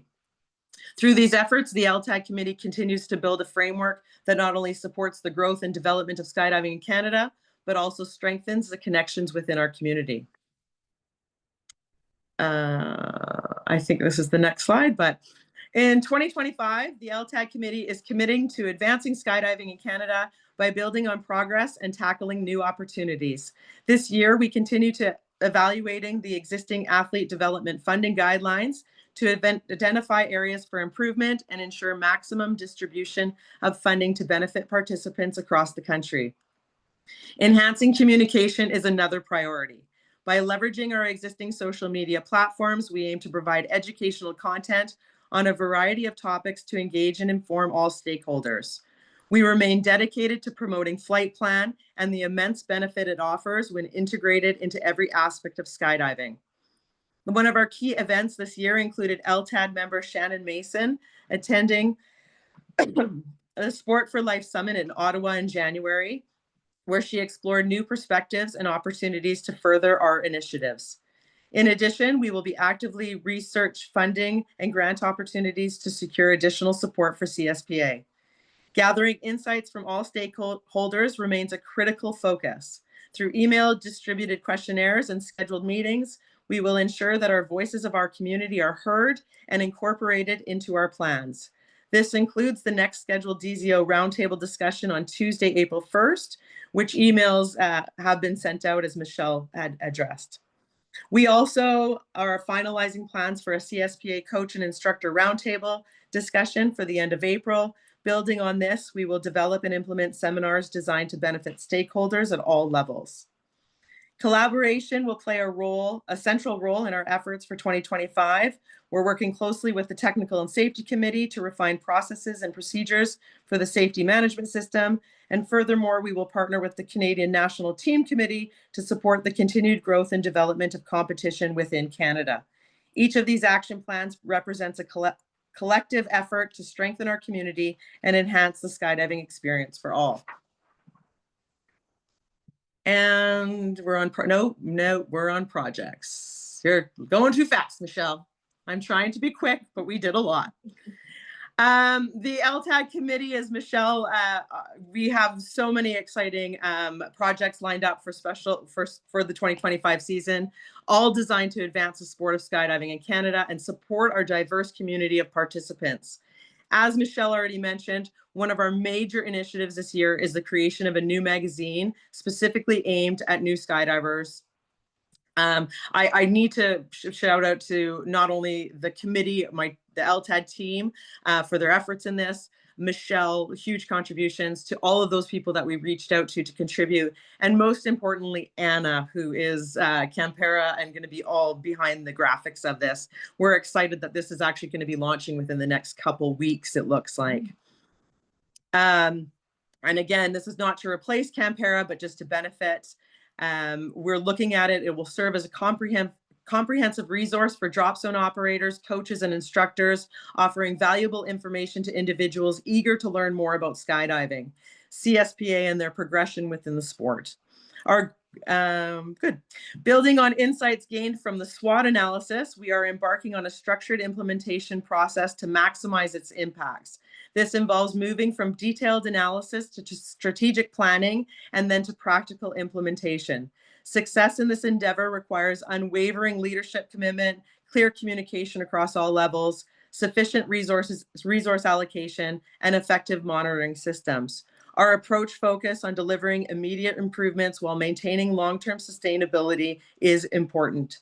By doing so, we aim to transform SWOT analysis findings into tangible benefits, providing lasting competitive advantages and operational enhancements that will serve our entire community for years to come. In our ongoing effort to support athlete development at the local level, the LTAD committee will begin creating a resource list for drop zone owners to identify federal and provincial grants, as well as funding loan opportunities. This initiative will empower DZOs to access additional financial resources, ensuring that grassroots level skydiving continues to grow and thrive. In collaboration with the CWC, we are continuing to enhance the CSPA movement ground briefing and skill progression reference guide specific to track and angle. This project is advancing in stages with the ambitious goal of developing a fully recognized endorsement program. Eventually, this program will be integrated, hopefully, into the existing Coach 3 framework, ensuring that all skydivers receive the best possible training and guidance in this discipline. Through this effort, we aim to further solidify a culture of safety and skill progression in movement flying. Finally, the LTAD committee, in partnership with the CSPA Board of Directors and other CSPA committees, is taking on a critical step toward the development of an organizational safety management system. An organizational SMS in skydiving represents a structured approach to managing safety risks associated with our operations. It includes the implementation of policies, procedures, and processes to systematically identify, assess, and control safety hazards. The key components of this system include a safety policy and objectives, safety risk management, safety assurance, and safety promotion. By integrating these elements, we aim to create a robust safety culture that not only mitigates risks, but also promotes ongoing education and awareness among all stakeholders. These special projects reflect the LTAD's committee's dedication to fostering growth, safety, and excellence in Canadian skydiving. Together with collaboration across all levels of our community, we will continue to elevate the sport and support the aspirations of every skydiving participant. Now the final slide. In conclusion, the LTAD framework is a pivotal initiative that aims to elevate the sport of skydiving in Canada. The framework emphasizes the importance of open communication, mutual understanding, and an active engagement from everyone. By working together, we can create a cohesive and thriving skydiving community that maximizes individual and collective growth.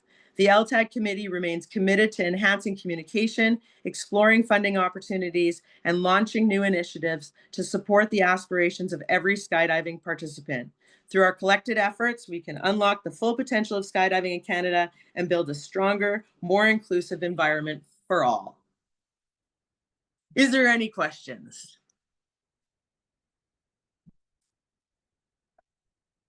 Awesome. And Brian, you don't even need to introduce me again. The WIC one is much shorter. As you can tell, we've done a lot. So I'm Allison Cooney. Again, I am the chair for the Women's Initiative Committee. And we can go on to slide 2. It was with great sadness that our community mourns the loss of Haley Precious, who tragically passed away during a base jump abroad in 2024. Haley was a familiar and friendly presence at many drop zones across Western Canada, and she traveled the world pursuing her passion for skydiving. Her sweetness and warmth will always hold a special place in our hearts. Haley was dedicated to our sport and committed to fostering a sense of community by ensuring everyone felt welcome. She was an active member of the CSPA Women's Initiative Committee, advocating for inclusion and support services within our sport. Her absence on the WIC team has been profoundly felt. We are committed to carrying forward the goals Haley championed, striving to cultivate awareness and drive positive change in the world of skydiving. Whoops, sorry, I'm on the wrong slide. Sorry. In 2024, the WIC made tremendous strides in advancing opportunities and resources for women in the Canadian skydiving community. One of the year's standout moments was the highly successful Inspire virtual seminar titled From Novice to Ace, Navigating the World of Competitive Skydiving.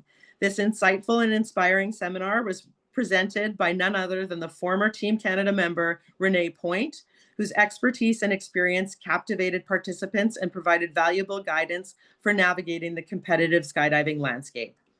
A significant focus for WIC in 2024 was the evaluation and enhancement of the athlete development funding guidelines.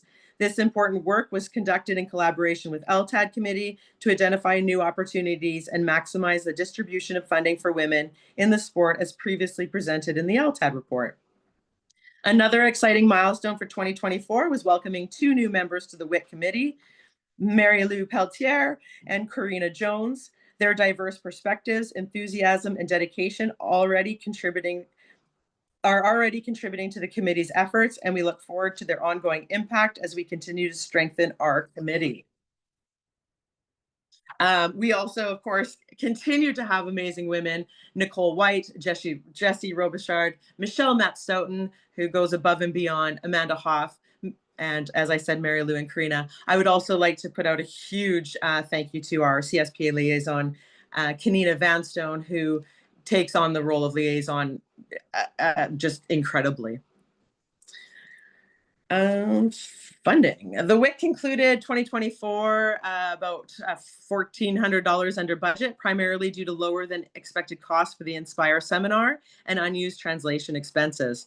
Out of the allocated $3,000 budget we had for distribution with the athlete development funding, we ended up spending $2,800 was distributed around individuals, teams, and camps across various skydiving disciplines. This efficient budget management allowed WIC to maximize its impact while staying well within financial projections.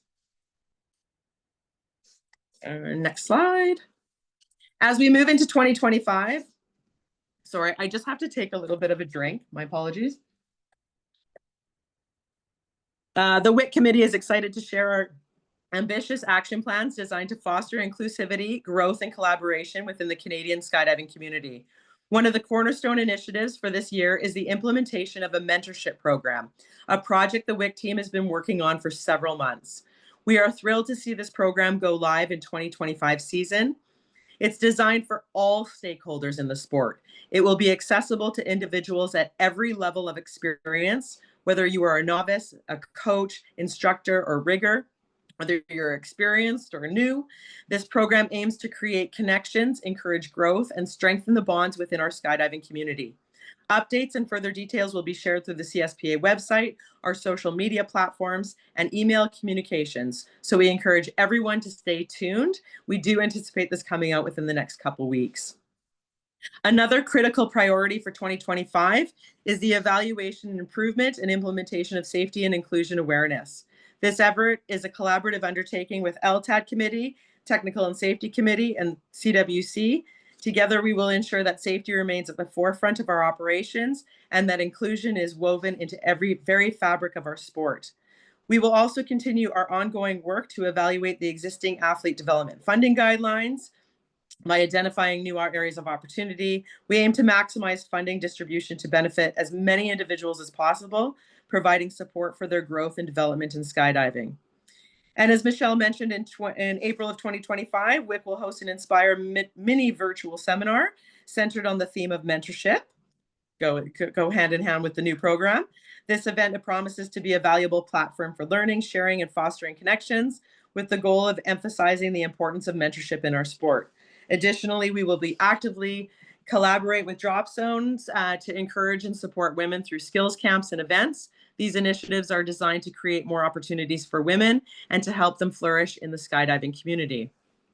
The WIC team is currently seeking a passionate, creative, and enthusiastic individual from the skydiving community to join us as a volunteer with a focus on social media posts and content development for Campera. So if you know anyone that might be interested in this, please have them reach out to me. And then you can go to the final slide. And finally, creating a culture of safety is not just a trendy new tagline flying around the world of skydiving. It is an imperative shift that needs to happen and takes all of us. It includes cultivating a culture of appropriate behavior in skydiving, beginning with a strong commitment to ethical standards, inclusivity, and accountability.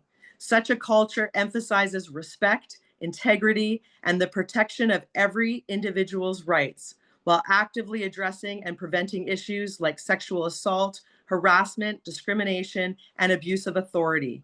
This commitment extends beyond rules and policies. It is about creating an environment where ethical behavior is ingrained into the very fabric of our community and modeled at every level. Ultimately, fostering a culture of safety is about collaboration, shared responsibility, and a commitment to continuous improvement. Every member of the skydiving community, from novices to seasoned professionals, must see themselves as a steward of these values, ensuring that the sport remains an environment where everyone feels safe, respected, and empowered to thrive. By embracing ethics, integrity, and inclusion as core principles, the skydiving community can set a standard of excellence that exceeds well beyond the sport itself, leaving a lasting impact on all who participate. I don't know if anyone has any questions, but other than that, thank you very much. It's an honor being the chair of both these committees. Okay, thank you, Allison. Let's move on to the TS&C, the Technical and Safety Committee with Bill Petney. Bill, you're up.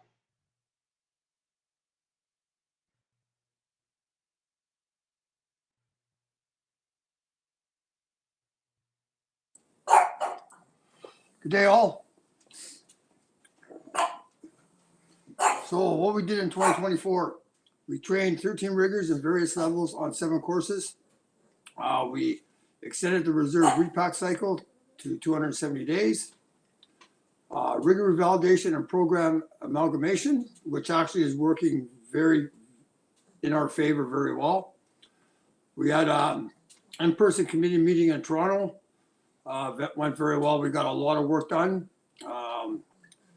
We're working on an active rigger list, which will be available on the CSP website. And we always have continue ongoing projects. We're working on resources and videos. A couple have been released. Have a look at them. They're phenomenal. And what we have planned for 2025, we're working on training manuals, updating the EGR manual and patch job requirements with Transport Canada and the FAA exemption proposal. It's continued discussions. As much as everyone thinks it got squashed, it's actually on hold. And that's going to be an ongoing thing for another couple of years, hopefully. I want to thank every member, both present and past committee members. It's been a pleasure to work with everybody. We get a lot done in a short period of time. And I can't thank you enough for your support. Are there any questions? Perfect. Okay, thank you, Bill. Much appreciated. Moving on, I'd like to ask Dustin Reds, our new CAWC chair. Thank you for stepping up, Dustin. He'll give us an update on the coaching and working committee. All right. Hi, everyone. So I'm the new CWC chair as of, I think, like 2 months ago. There's been a bit of a shakeup in the CWC. We started off the winter with a lot of projects and we managed to get a whole lot of stuff done.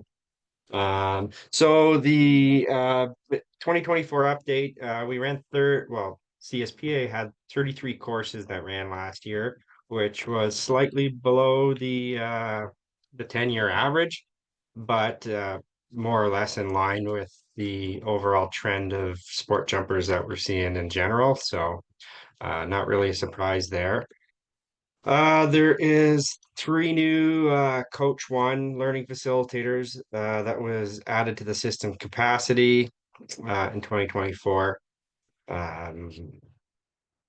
We're working on some, we accomplished some projects such as Coach 3 canopy formation. The portfolio and progression guide are just about finished, so we're in the final stages of that right now. We took on we finished a major project of the PIM 2A content. So that's been rewritten in its entirety.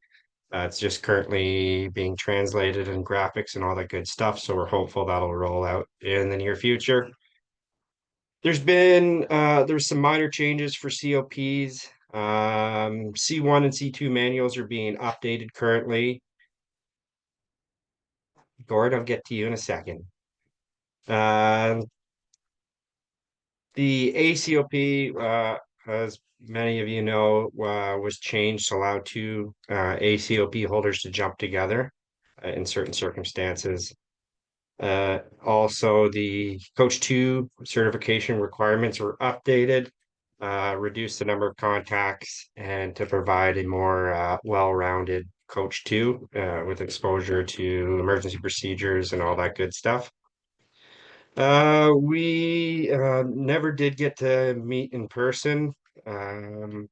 So there was some missed opportunity there, but we managed to crush out a surprising amount of work over the winter just by doing virtual meetings. So yeah. Gord, what's your question? So just a really simple one. I noticed that the USPA just came out with their new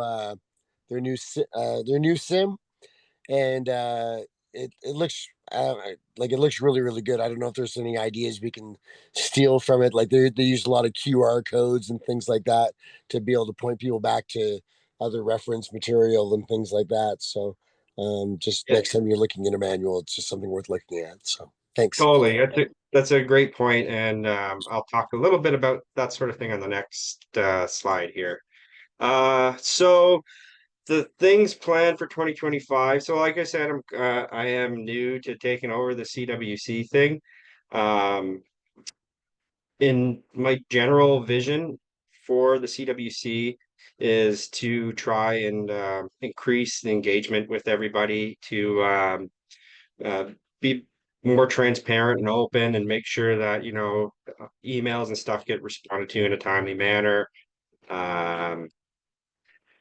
There were some long-term challenges identified with regards to ratings and the learning facilitator process. So we are addressing those. My overall goal is to try to consolidate a lot of documents, and I'm finding that there's a lot of good resources, but it's just a little bit fragmented sometimes. So my wish is to consolidate a lot of those resources to make it easier to access. So yeah, to Gord's point there, I agree with that, and it would be good to consider how we can approach that. So there is a current LF seminar scheduled in Quebec. I think in June. There's lots of ongoing development of current learning facilitators, which is awesome. There should be two new PFF ILFs in May.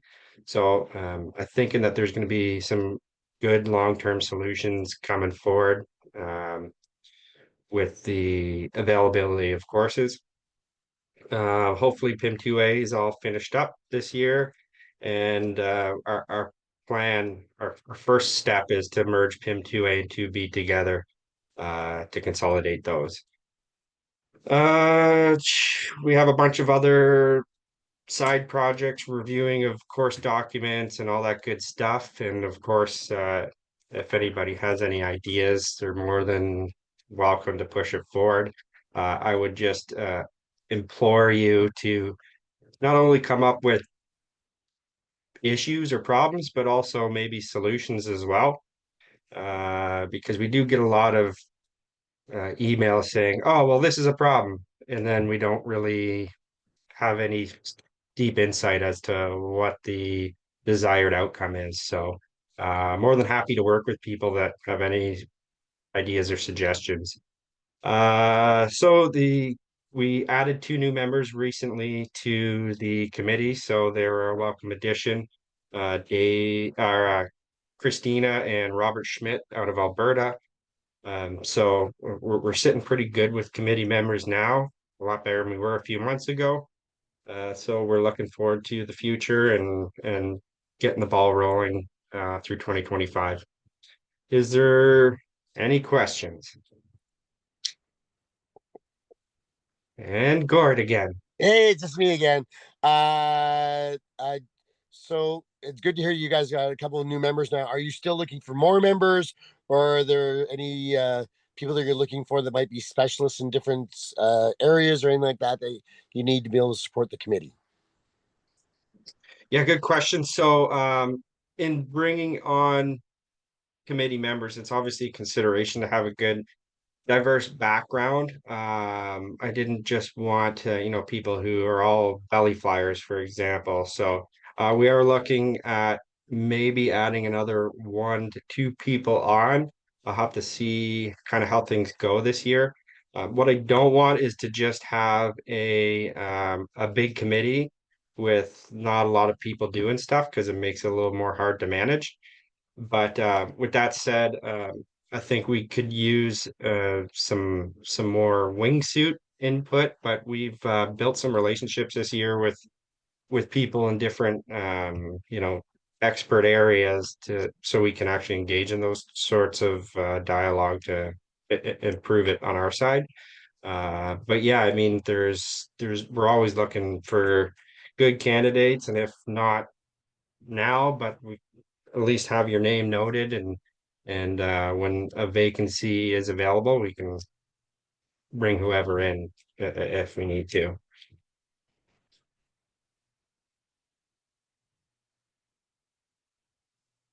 Any other questions?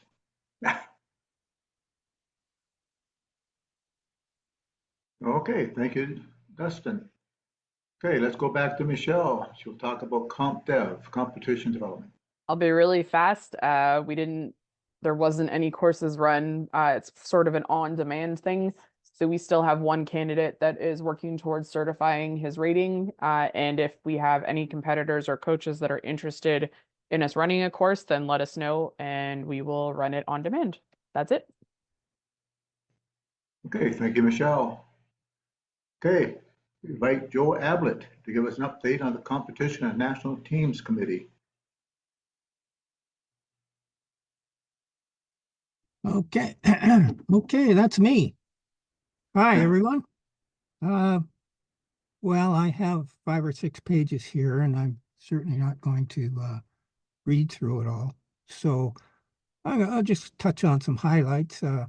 First of all, the committee, I couldn't do my job without these great people I have on my committee, and I'll just read out their names. Lee Bibby, Richard Bisson, Barb Davies, Nicholas Yu, Kelsey Fry, Rena Gallo, and Benoit LeMay. And Jason Warren helps us as the BOD liaison. I'm very pleased with their support. And well, we had a problem in December when we lost Caitlin, and that was really shocking. And I know it was shocking for all of us, and will be badly missed. Let's talk about happier things. The 2025 Nationals will be held this September 13th to the 20th at the Parachute Montreal in Farnham. I know you all know that, but there's a couple recent developments of interest. We are introducing 2 new events, of a Pro-Am nature, 2A CF and 2A VFS. Now, these 2 events, which allow a experienced person, such as a past team member, existing team member, or somebody who's won lots of medals or is known as being experienced, can combine with a very junior individual and enter the Pro-Am competition, which would be run after the regular selection events are finished. And this is kind of similar to the goals of the virtual competition, which will help introduce people to and generate excitement for our nationals. And hopefully it'll help get the nationals attendance numbers up and give people a way into seeing themselves competing at a nationals. I'll just quickly mention that we competed in 2024 at 3 world meets. The accuracy was in Chechnya, the canopy piloting was in South Africa, and the wingsuit people competed in North Carolina. I'm very pleased to highlight that it's very difficult to get onto a podium at a world meet. The competition is so tough, and yet we had our very own Sven Giuseppe once again win a bronze medal in the speed event of canopy piloting, which we're very pleased to have seen, as well as we have a continental record set, a North American continental record set in the CP at the same competition in canopy piloting distance by Max Lisiak. And those are 2 nice highlights to see. Then I have a whole bunch of records, both competition, performance, and virtual, which is very satisfying to see. And I'm not going to go through in detail here, but I will highlight that the virtual competition in 2024 was a great success.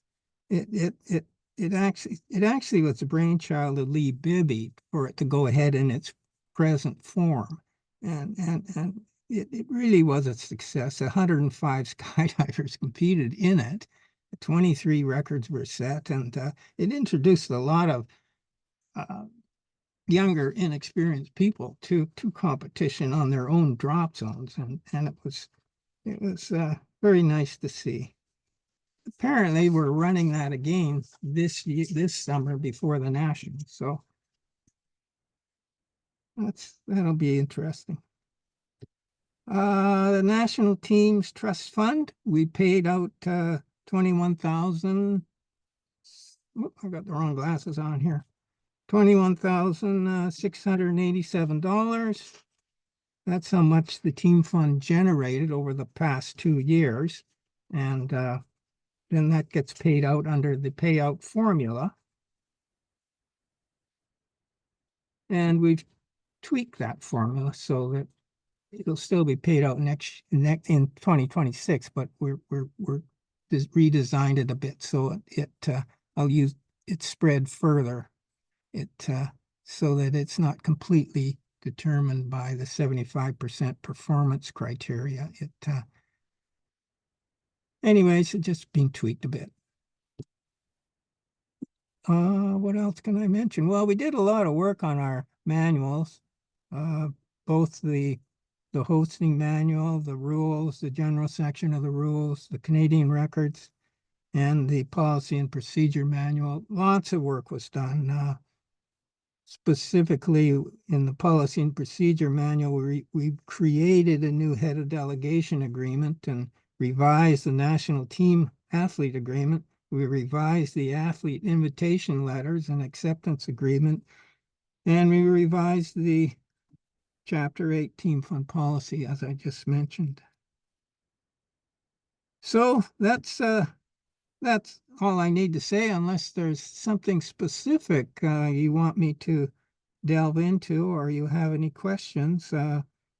I'm leaving the job as chair and the committee now. I've been on it long enough, and it's being left in good hands. As come Sunday, you'll see. And that's about all I have. Any questions? Good. Okay. Nice Well, to see thank you, you. Joe, for all your past work and efforts. It's much appreciated. Yeah, no problem. It was a pleasure. Thank you. Okay. Okay, so let's swing over to the judging committee with Randy. Randy Holmes, it's up to you.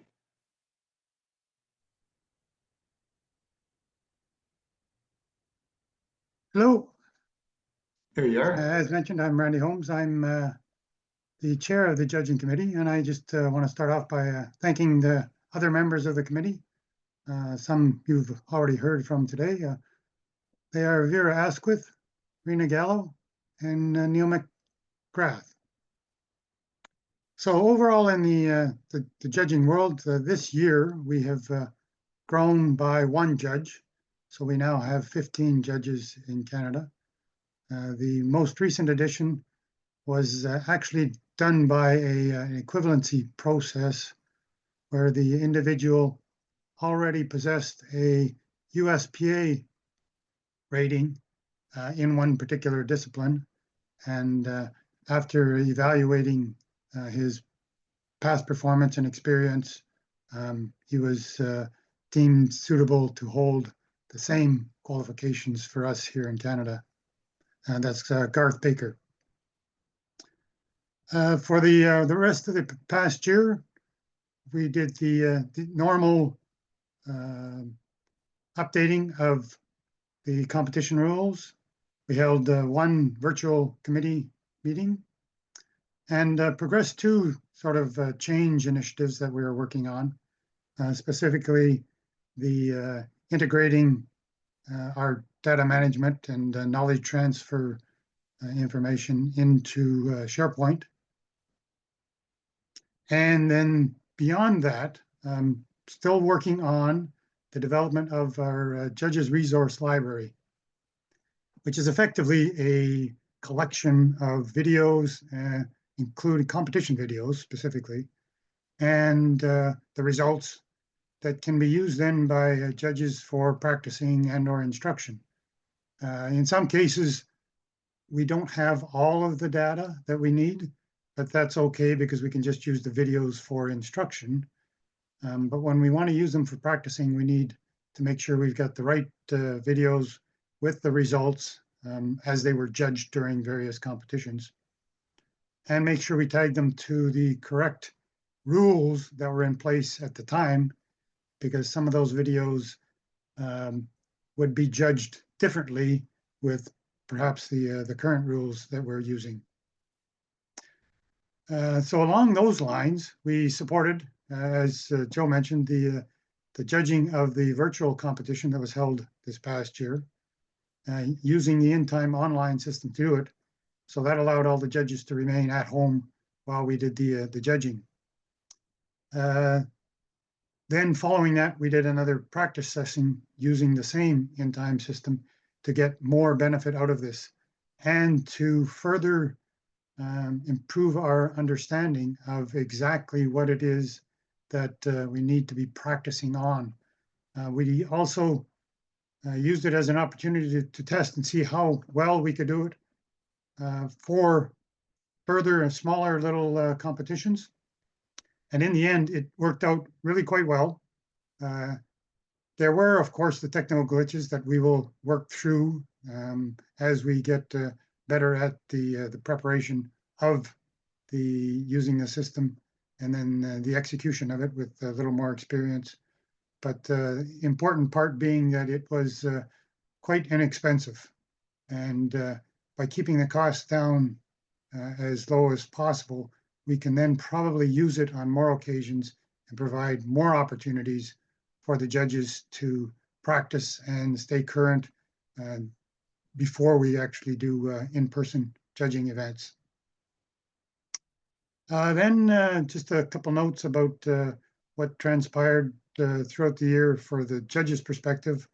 We did in-person support to 4 competitions in Canada. Clearly, because it wasn't a national year, they were smaller events, and we like to see smaller events. So we had judges participate in 4 of them. And overall, in 2024, we had 11 judges participate in 16 different competitions, both in Canada and internationally. So that's quite good.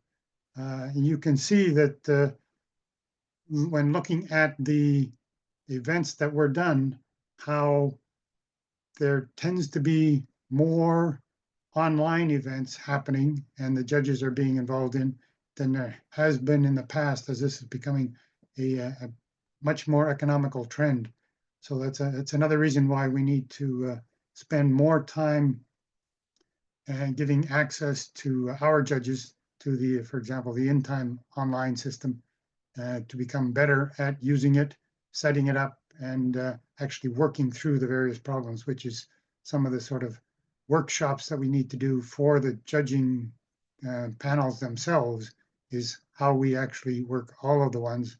Right now, there's probably only a few people that are very confident in running the system, where we want to get to the point where everybody has the opportunity to do it, and you understand better how it works.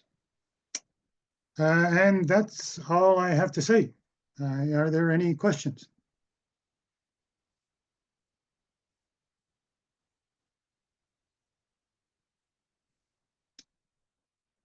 Okay, thank you.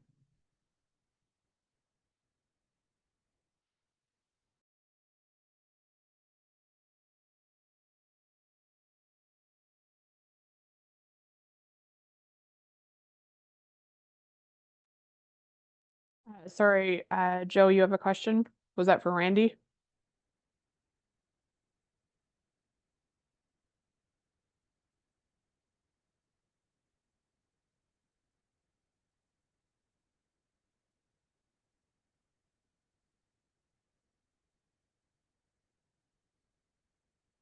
Joe, did you still have a question? You're muted if you did. Oh, sorry about that. Well, actually, I was going to move for the next motion, but I would like to. I was thinking I should have asked the question of Randy. Is he continuing as chair? Yes, I am. Oh, okay. Okay. I just noticed somewhere where your name was missing on a document, but okay, that's fine, because you're a very good chair, and I was going to thank you for all your hard work if you weren't, but I'll take it back and say continue as you were going. Thank you. Thank you, Joe. Same to you. Yeah. All righty. So I'd like to move on, and the next motion would be it resolved that all reports be accepted as present. I need a motion and a seconder, please. Okay, Parachute Montreal and Calgary.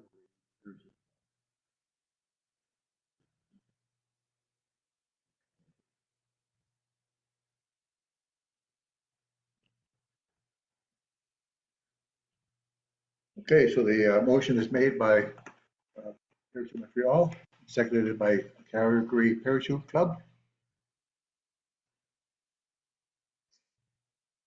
Does anybody ever wish to debate this?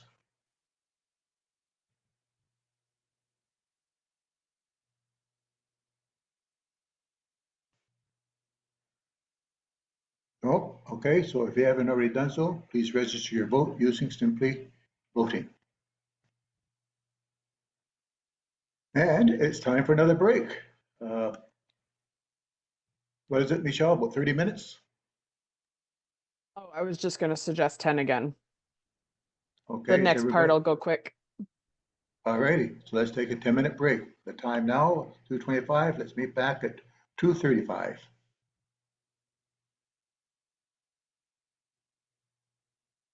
Thanks, everybody.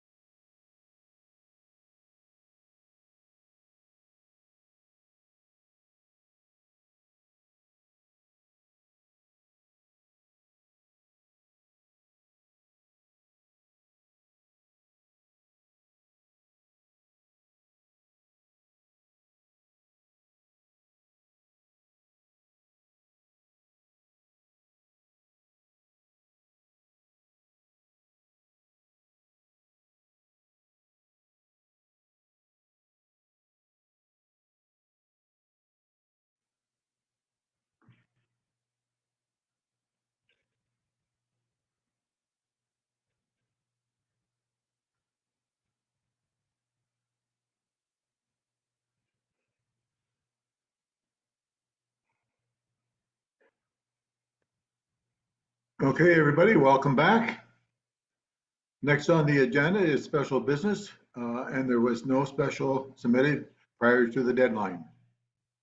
So I'd like to ask Michelle next to speak on behalf of Ian Flanagan, our CSBA's treasurer, to present the financial statements. Michelle, up to you. All right, so I'll keep this probably pretty quick, and if there's any questions, just let me know. On the revenue side, as I mentioned, with obviously the lack of affiliations, we didn't bring in as much revenue as we did in 2023, but it was still a pretty stable year. The miscellaneous income this year, you'll note, is a little bit higher, and a big portion of that was that it's the life insurance, the cash value of a life insurance policy that we own. But also we had some extra grant money that came in that didn't actually get classified in the standard grant and subsidies that you see in note number 9. On the expenses front, they were a little bit higher than 2023, but that's really just a continued return to regular operations and a general increase in the cost of operating an association. You all saw your own bills increase as drop zones, so obviously it follows suit for us.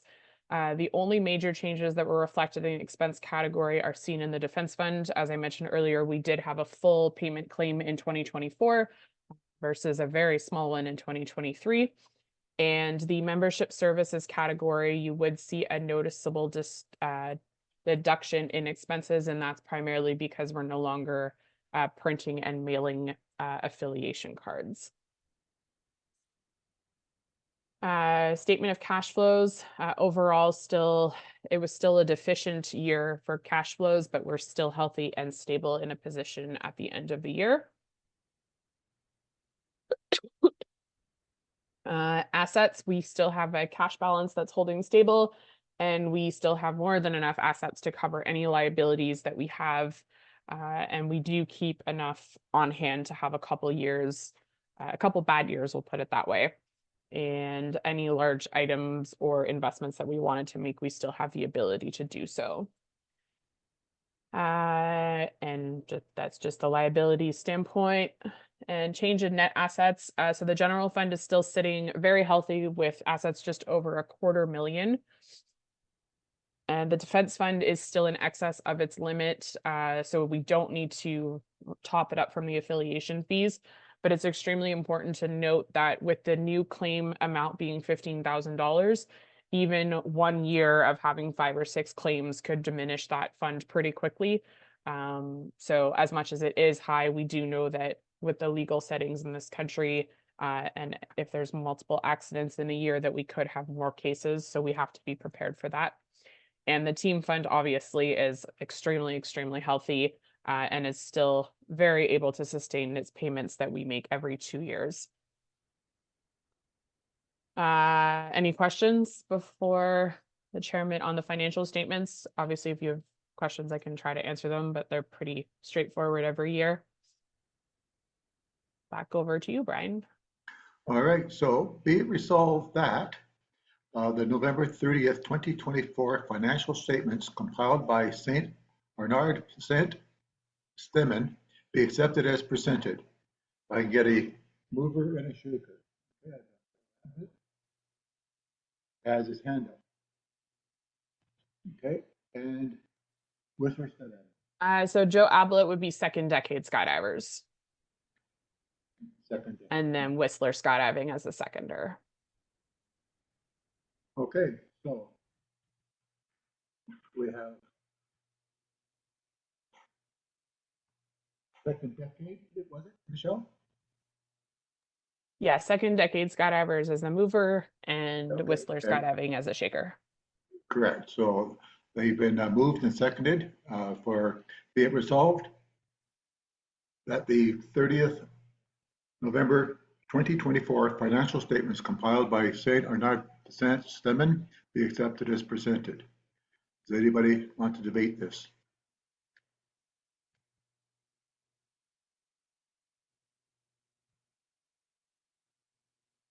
Okay, if you haven't already done so, please register your vote using Simply Voting. I would like to ask Michelle to continue on behalf of Ian Flanagan And back You up have to to the, approve, you have to appoint the auditors for next year.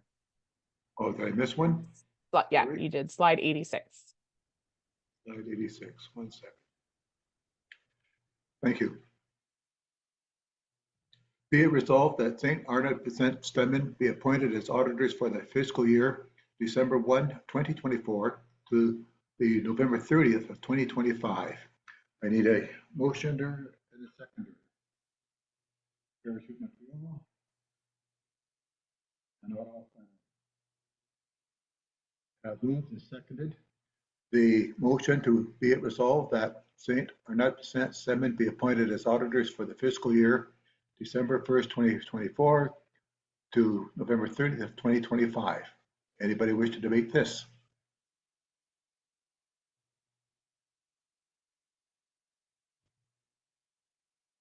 Okay, if you haven't already done so, register your vote using Simply Voting. Okay, I'd like to ask Michelle on behalf of Ian Flanagan back up to present the budget for the remainder of 2025 as well as the 2026 fiscal year. All Michelle. right, the fun stuff.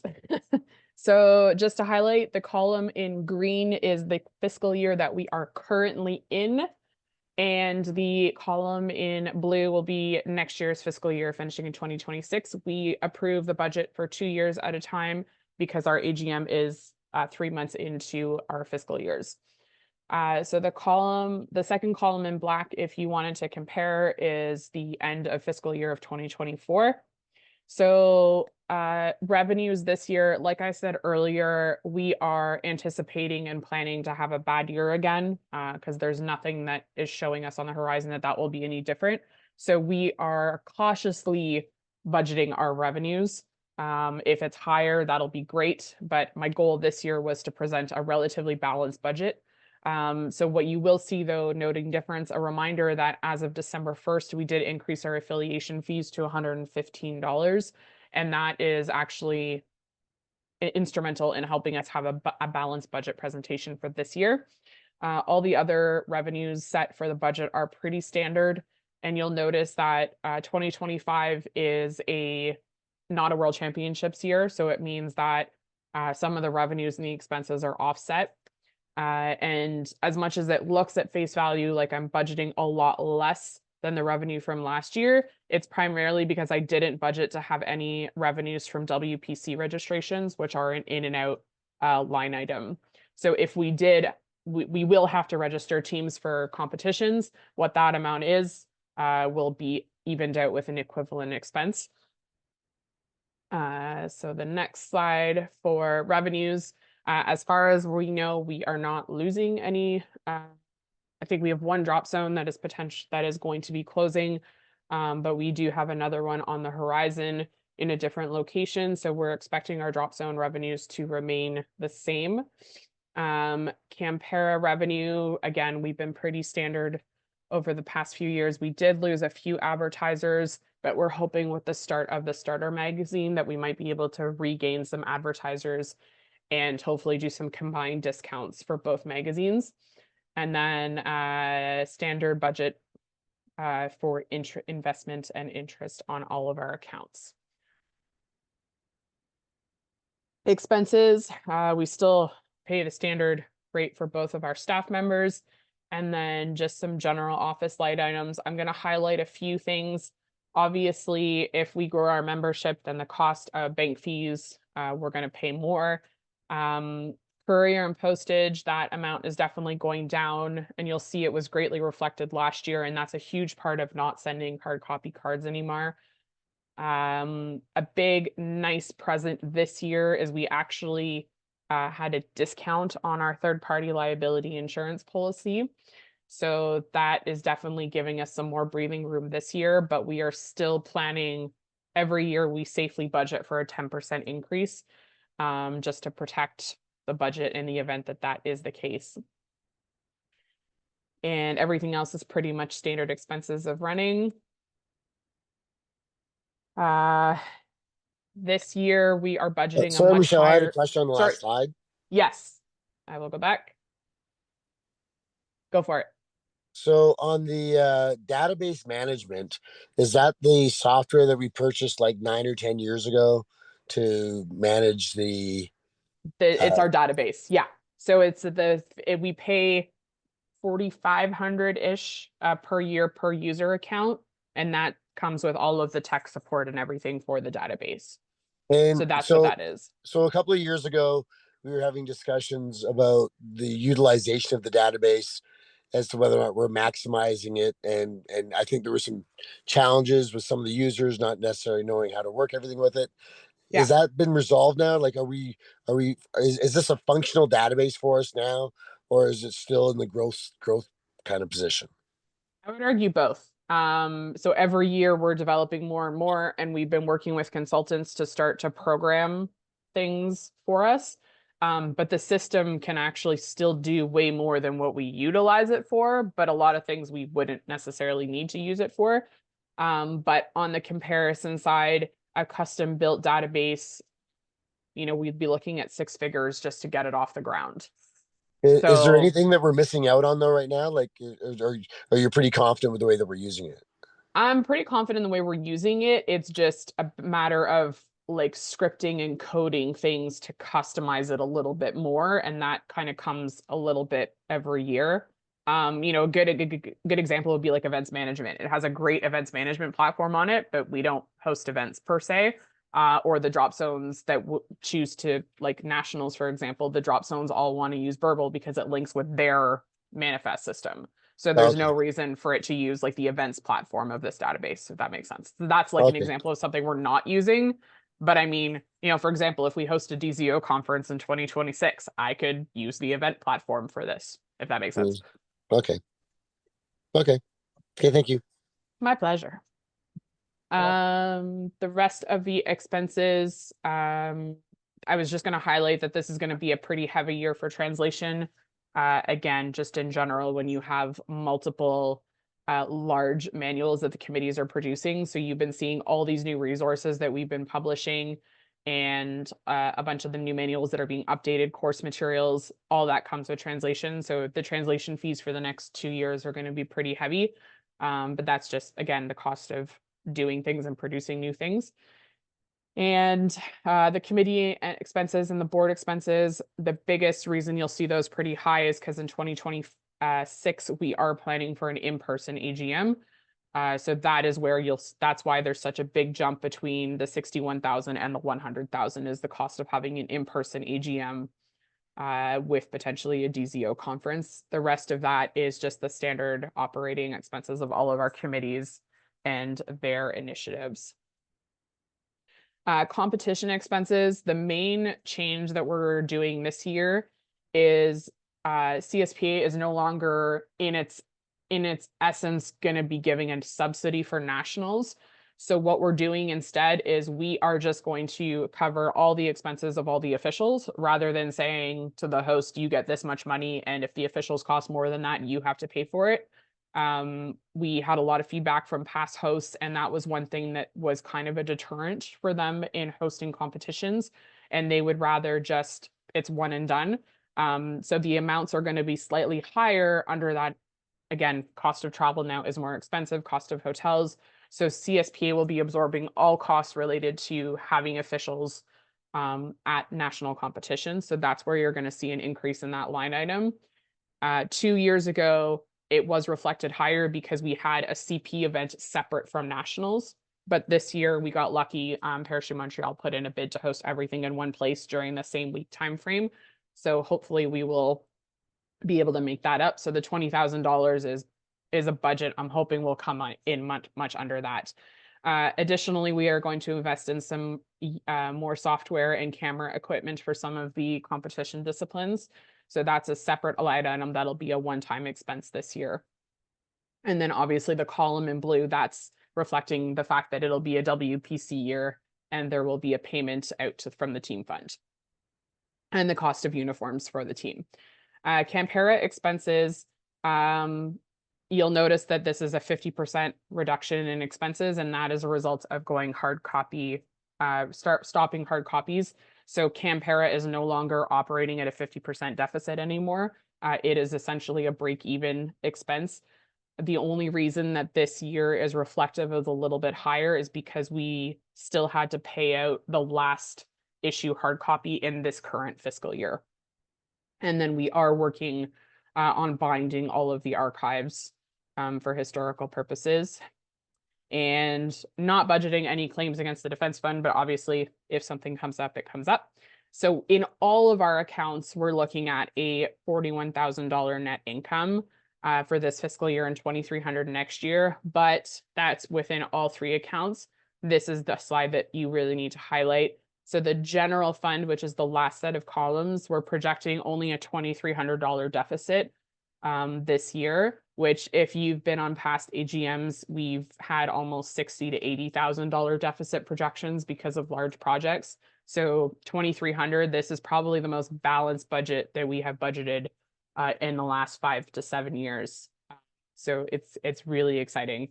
And then obviously the legal defense fund, the net income will depend on if we pay out any fees, and same with the team fund. So realistically, what you're looking to approve is those last three columns, the revenue and the expenses for the general fund. Are there any questions about the budget as an entity? It's very exciting, fun stuff, I know. All right, over to you, Brian.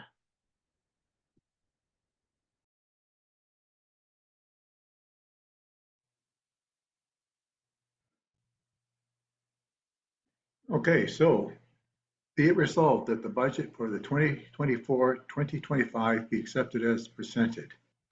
I need a motion and a second, please. Okay, Ottawa skydiving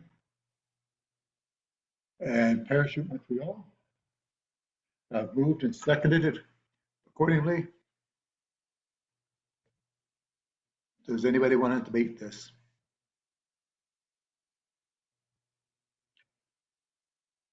Okay, if you haven't already done so, please record your vote and simply voting. Thank you.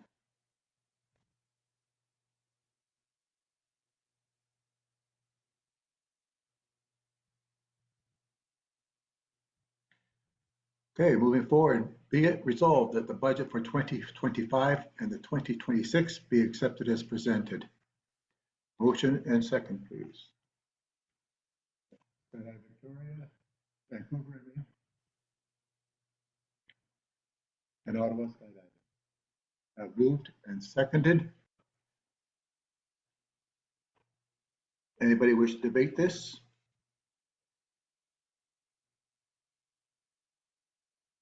Okay, if you haven't already done so, please record it using simply voting. I don't know that we need a break. I think it's only been 15 minutes. We're probably good to push through. I agree.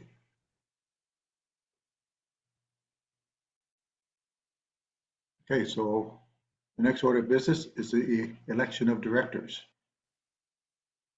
In accordance with the PIM3, there are 4 director spots available for election this year.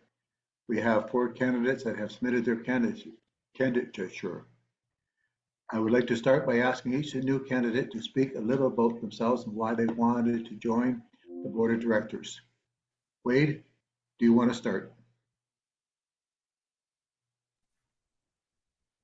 Sure. Yeah, my name is Wade Thorson. I'm a skydiving instructor here for Skydive Vancouver Island. I've been involved in sport parachuting for going on 15, 16 years. I love the sport, love the people, love the community, and just want to continue giving back. I hold a lot of instructor ratings, most of them, and I'm trying to fix so that I can show my camera here, but I don't know how to use Zoom. I'm a Teams guy. There we go. And yeah, in my personal or like my work side of life, I work for municipal government, and I'm on a lot of working committees through a few organizations. So I am on LTAD, or was on LTAD currently with Allison. I also am a national trainer for the Life Saving Society and on their sport coaching committee working group. And yeah, and then I manage a rec center with large staffing, budgeting, and all those pieces as well. So that's my employment experience. And yeah, that's just a little bit about me, but I'm just excited to learn a little bit more about CSPAs, high level decision making, kind of the direction that they're going, and kind of continue to keep the good work going and have fun and be with all the people I like to be with. So that's a little bit about me. Okay, thank you, Wade, and welcome aboard. John Wallace.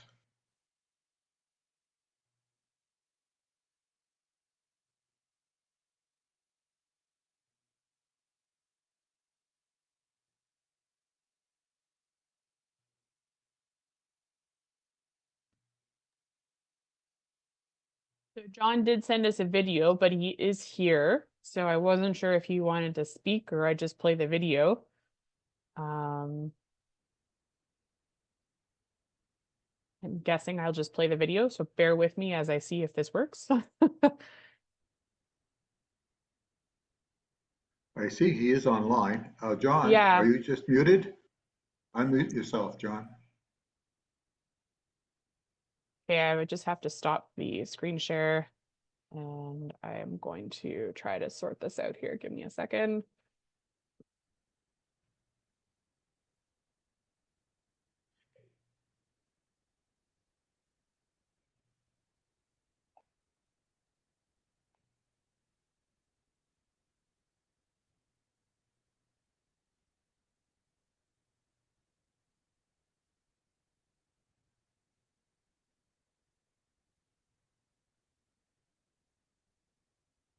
All right, hopefully this works. Hi everyone, John Wallace here. I'm in between flights, so we have this recorded message. I am both humbled and honored to have the privilege to serve as director and look forward of being of service to CSPA and its members. A little bit about myself. I've been jumping since 1976 and professionally involved in skydiving since 1980, accumulating over 7,500 jumps, with over 700 of them underneath round canopies. 13 years ago, my wife and I immigrated to Canada from the United States. I hold a CSPA C and EJR, as well as a USPA Examiner and Pro rating. Also, I'm an FAA rigger. I was a DZO for 15 years, a founding member of the Dronmo skydiving team, and worked as a contract jumper for manufacturers and also a Department of Defense contractor in the United States. I have extensive experience working with Transport Canada and the FAA and have successfully lobbied to obtain waivers, producing both tandem exhibitions and civilian airborne parachute exhibitions. My non-skydiving background includes working in natural resources, farming, special education, and management, to name a few, always finding a new way to make a living to stay active in our sport. Currently, I'm actively retired, and it's time to give back to a sport that has given me so much.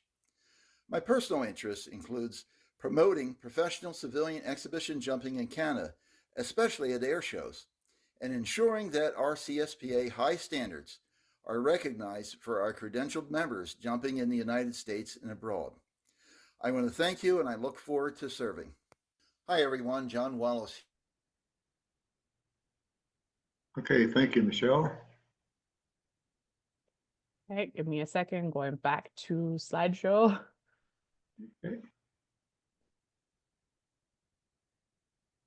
There we go. Okay, be it resolved that Jason Warren, Brian DiCenzo, John Wallace, and Wade Thorson be declared to the Board of Directors. Need a motion and a second, please. Okay, there she is. And Northern High. Moved and seconded. The motion, I'll read it again. Be it resolved that Jason Warren, Brian DiCenzo, John Wallace, and Wayne Thorson be declared to the Board of Directors. Does anybody wish to debate this?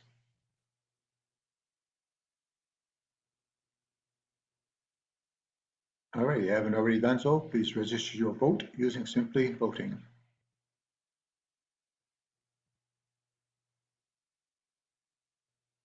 The last section of the AGM recognizes the many accomplishments and achievements of CSPA skydivers.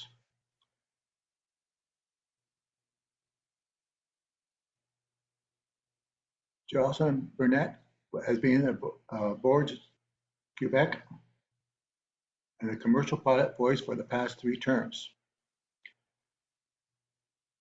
Jocelyn joined the CSPA BOD virtually via the 2019 AGM and maintained his virtual presence over the first 2-year term of his role.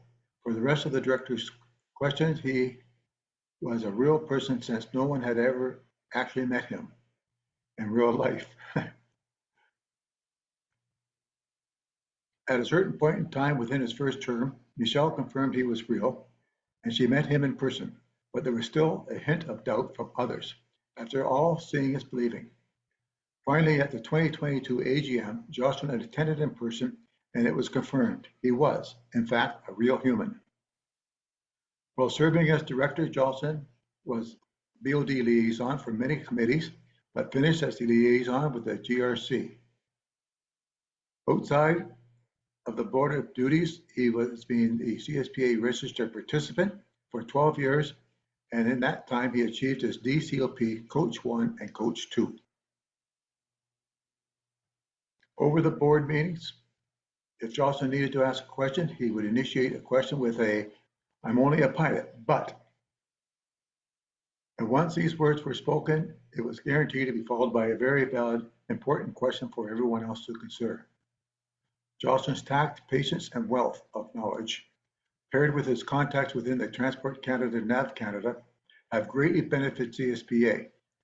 Jocelyn's direct contributions with Transport Canada and NAVCAN have solidified the relationships moving forward, in particular right to the airspace in Canada. We wish Jocelyn all the best in his future endeavors, and we thank you from the bottom of our hearts. You'll be greatly missed. And Michelle, I believe you have something to add to this. Yes, so unfortunately, Jocelyn was not able to make it today as he was flying. So he sent me a little message, and I will read it because it's half in French. So being a member of the CSPA Board of Directors has been a great privilege. I have had the chance to be surrounded by very experienced and hardworking people, all sharing the same passion and dedication to the strong and proud Canadian skydiving community. Since day one, I have felt welcomed and instantly became a part of the team. From them, I have learned a lot about our sport, its rich history, its constant evolution, and its promising future.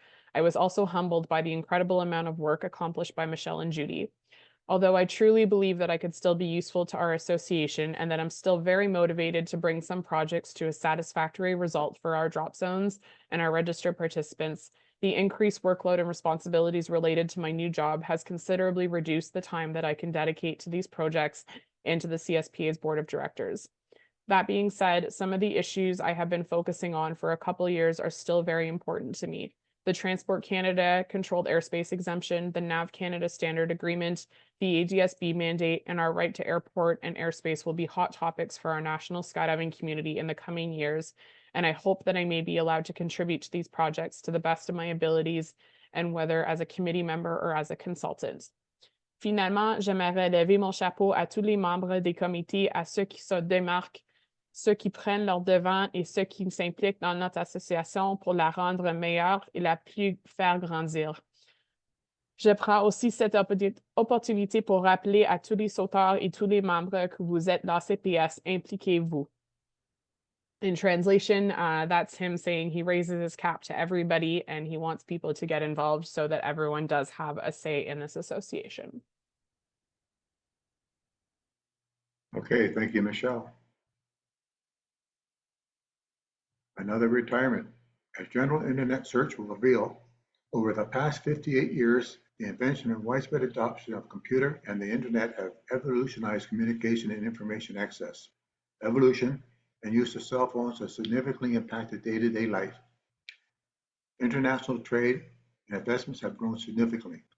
The world's population has doubled, advanced in medicine, public health, and have led to significant increase in life expectancy globally, but what a general internet search will not reveal, over the past 58 years, Joe Ablett has been a registered participant with CSPA.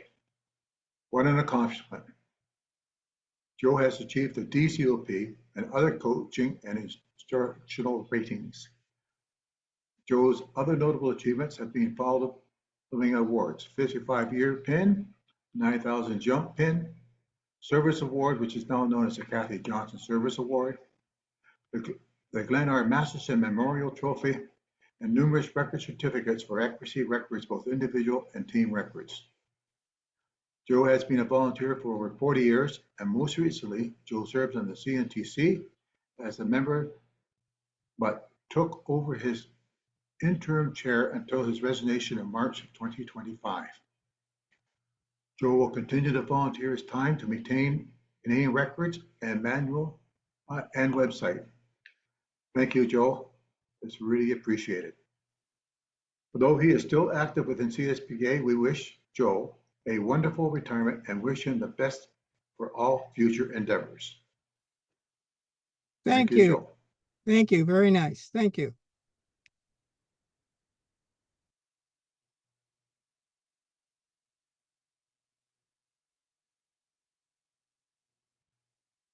The Cassie Johnson Service Award is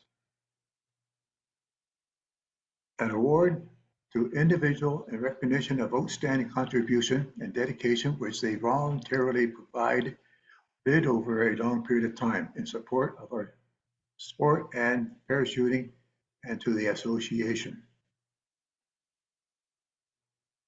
Our only recipient this year is a volunteer who is dedicated and enthusiastic instructor in rigor. Over many years, he has been a member of the CSPA Technical and Safety Committee, as well as he has been a member of the Government Regulatory Committee.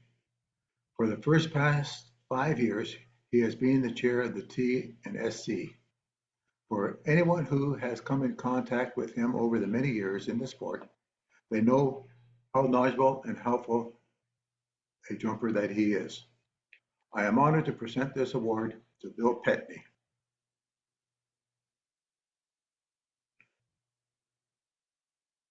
Bill, you got something to say?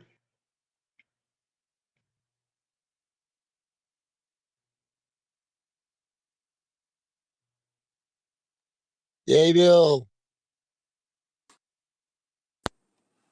Okay, all I gotta say is wow. Thank you so much, everybody. It's been a privilege to be part of CSPA and to be part of such a great committee. I kind of was wondering why I didn't get asked to sit on the panel this year, but I guess I figured it out now. It's been an honor. I can't say much more than that. I really I'm grateful for you guys allowing me to do what I've been able to do over the last six or 7 years. Thank you so much. Thank you, Bill.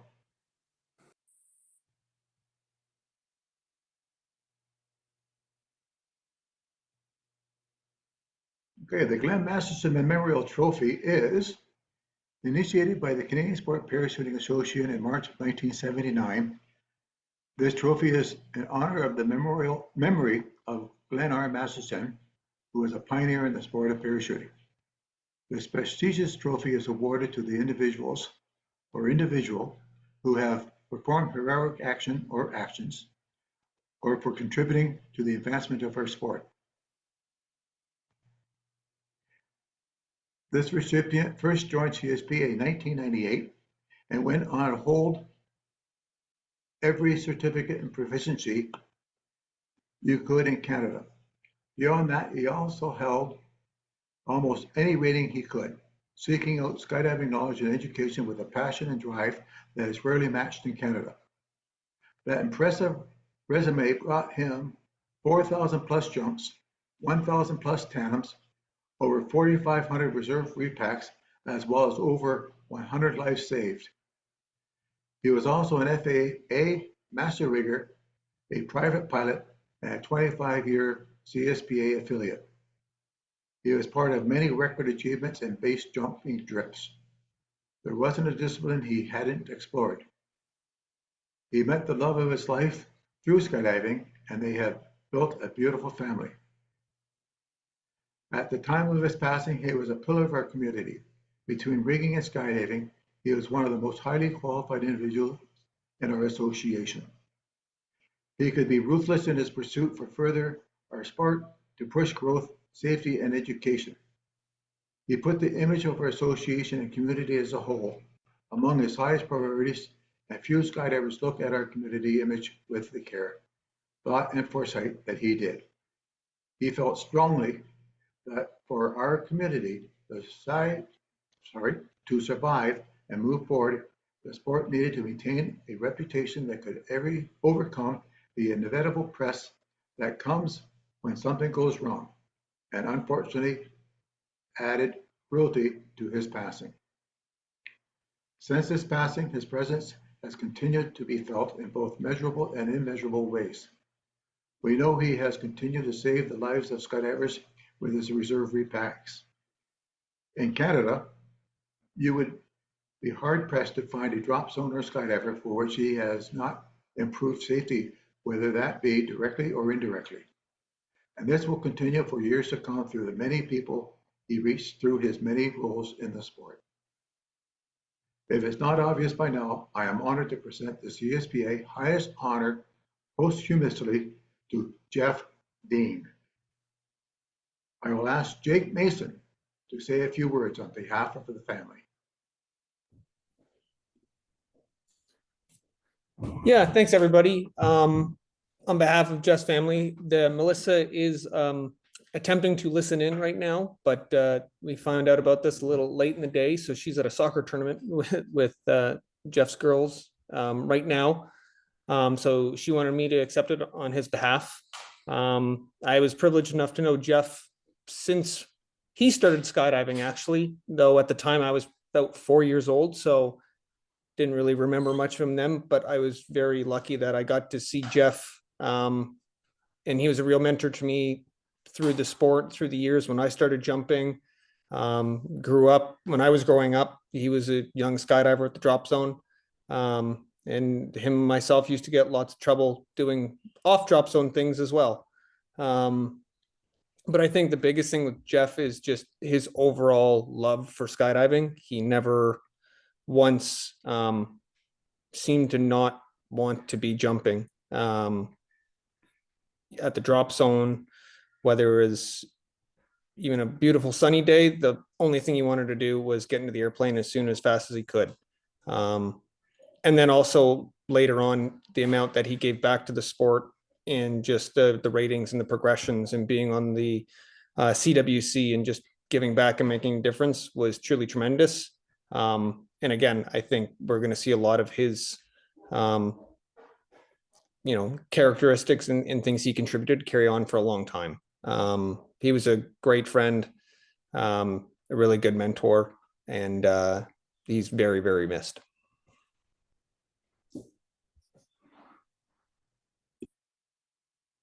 Okay, thank you, Jake.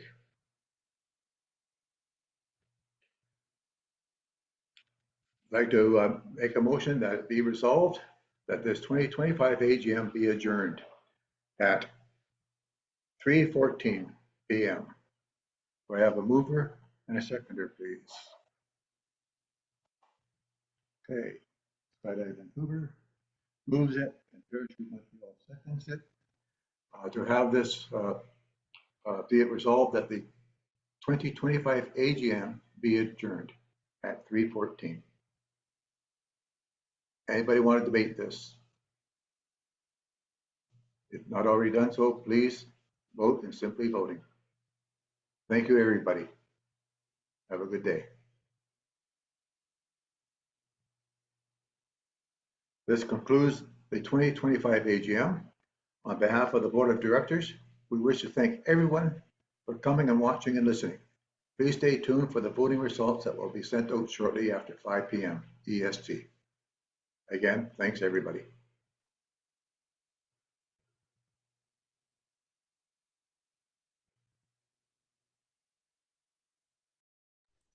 Hey, good job, Brian. Thank you.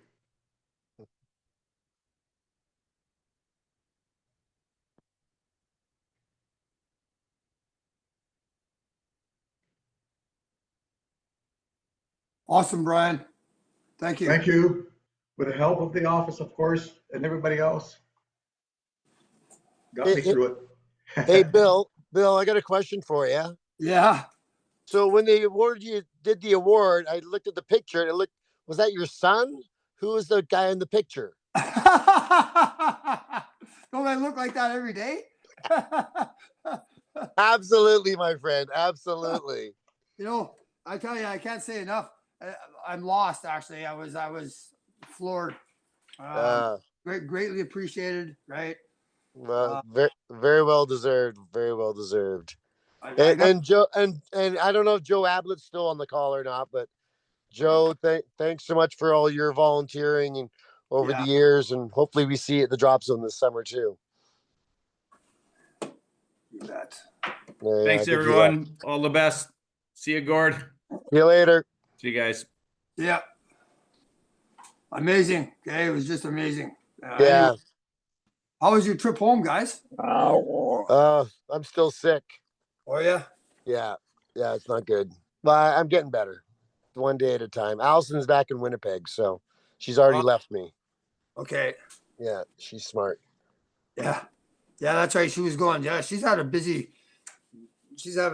busier winter than I am. Yeah, you can't slow that girl down. She's trouble, I'll tell you that much. How you doing on your own? You handle it? Yeah, I'm all right. Yeah, Jack's keeping me busy, so always lots to do with Jack. Yeah, cool. There you go.